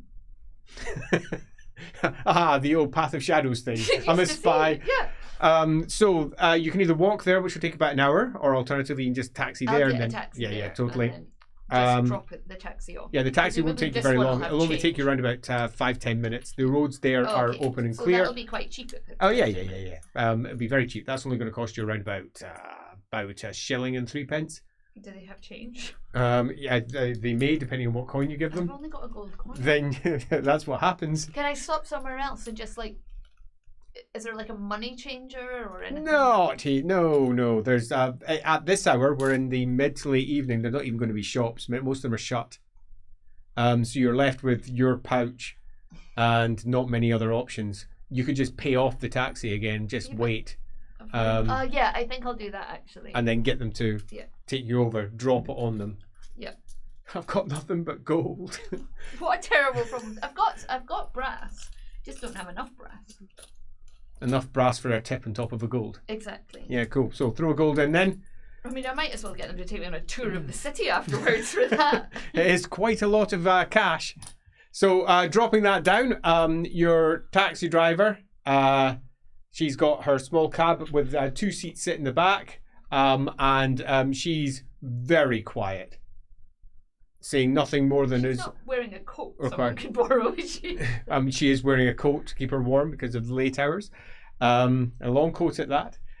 She might be willing to sell it for the right amount of money. Well, I've got a gold. Yeah, no. No? No. Not when you're paying for the taxi as well. How much would her coat be worth? Not that much. Probably not more than around about a couple of shillings normal worth. Well, that's what I was going to say. If I'm giving her a gold to wait for me and do yourself a haggle test. Take me, then maybe she'll throw the coat in. Haggle is 1 success level. A 1. I have got 1 as well. Fortune point? I'll just check I don't have any. Spend a fortune point, you'll get 1 more success. Yeah, she doesn't have any fortune, so yep, that'll take you over. That means you win. She will begrudgingly give up her coat in return for the gold. It just adds to the look, you know? Yeah, totally. You will definitely look unique now with your big long coat and your tiny little weird shorty short skirt and your weapons hanging off in a variety of different ways. Well, I can put the dagger in a pocket and I can put the bow over my shoulder. Yeah, totally. You know. You can pull it off. And she's got like some makeup, so. What's your plan? To just like put on a bit of makeup. Bit of paint? Yeah, just a bit of paint. Over rouge your cheeks, sort of paint. Yeah. Bit, you know. I get the idea. As you arrive at the barracks, and different soldiers now, again wearing the same uniform as before. Again, 3 on either side. I've got boots though. Pardon? Yeah, you've got boots. Yeah. Well, shoes. They're not exactly boots. Yeah, quite. As he sees you coming over with your long coat, and I'll smile. As he says, "Oh, sorry, love, there ain't no business here." Oh no, I'm a princess, and I'm here for Colonel Sievers. A princess for the colonel. Yeah. Who are the princess for the colonel? Comes a call. No, the men have done it for a joke. Just let me in. It'll be a laugh. Charm. 6 successes. That's far better than my -2. He's like, yeah. How much do you cost, love, if you don't mind me asking? Oh, well, I'm expensive because I'm a princess. Oh, of course you are. Don't you worry. We'll bring you in. I'm just you know, never seen you before. He says, maybe you come back tomorrow. He says, 8th bell, that's when I knock off. 8th bell. He says, we could have a chat, yeah? Of course. Says, I'll see what I can do. Maybe me and the lads can get some money together, right? A gold, remember. Gold? Yeah. What? Bloomin' hell! We have to get a lot of lads. As the soldier who's on the other side says, "Oh, chip in." Oh hell, a gold! We must be proper, you know. As you arrive at the Ostlanders part of the barracks, a bunch of Ostland soldiers sitting folded arms, halberds leaning at the side, looks up and says, "What is this?" He says, "Oh, I'll let the princess tell you what's what." Yes, that someone brought a princess for the colonel. No one told him. Were you told? You see, the other guard on the other side looks you up and down and says, "No, it seems likely though." He says, I will find out. And he goes in. There's a little bit of a talk on the inside, chat. And a chap with a bald head and a huge curly moustache sticks out and goes, Who are you? I am Princess Alamennowyth Shadowvale. It's the elf, she can come in. And he says, What elf? He says, The elf here earlier. No stamina from Colonel. He just nods, impressed at his Colonel. Nice. Like to hear that. When you go. In very little time, you're in with the Colonel, who's not in the same room. He's sitting in a lounge with a pipe, sitting down with a long house coat on, and his moustache is far more neatly curled up at the sides, where before it was just hanging down, grey hair to either side as he looks up. What the bloody hell are you wearing? I understand why they thought you were a prostitute. Oh, I told them I was a prostitute. Well, it makes it more clear. He says, I'm not looking for business, I'm sorry to say. I just came to tell you that I kept my word and I delivered the message. I know. He says, we did receive word from the camp. Oh, excellent. Which I presume you know already. So why are you really here? Well, I wanted to see if I could get in.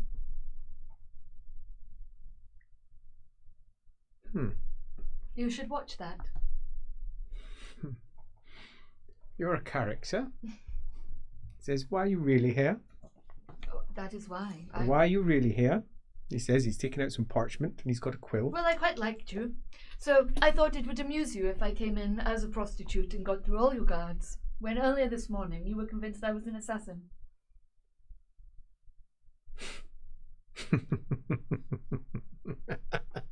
I fucking hate elves. Oh, you're the worst. You're actually the worst. I have no interest in engaging with you sexually. He says, really? No, I don't trust you.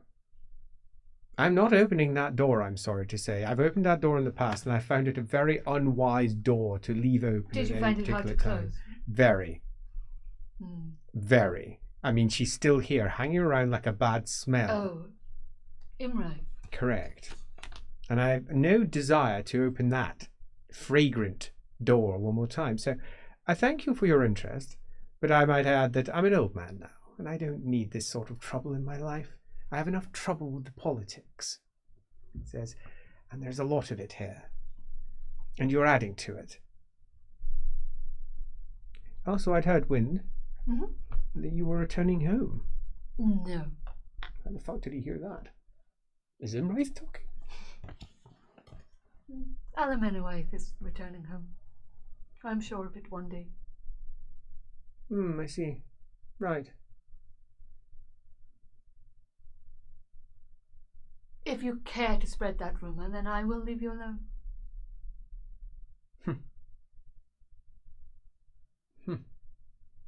You're a very suspicious character. Are you staying in Altdorf? A couple of days. Then we'll be off.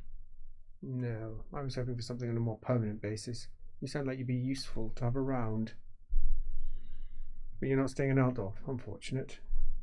If you're willing to stay in Altdorf, I'll pay. I am bound to the service of another, and it takes me south. That's disappointing. I would be happy to keep up a conversation of letters with you. No. I don't want any particular trail left behind on this one. No, absolutely not. Black Chamber in Altdorf's actually really rather good. Bloody Holzkroogs have that tightly wrapped around by their bloody fist. I don't trust any messenger that comes in or out of Altdorf if I were you. Just assume that bloody Holzkroogs know all of it. That man's certainly never changed. That much is certain. You know him, Lightmund? I've never met him. He's a good man, if you're on his side. He might be a good man, given the current circumstances. I thank you for that. Well, you've highlighted a particular flaw in my defences. Apparently, my men are enamoured of pretty things. Aren't all men? Yes, well, they're not supposed to actually give in to it, though, are they? No. No. Admittedly, though, you were a known quantity, so it was somewhat easier for you to slip in. Nevertheless, they didn't know your motivations. He writes down something else.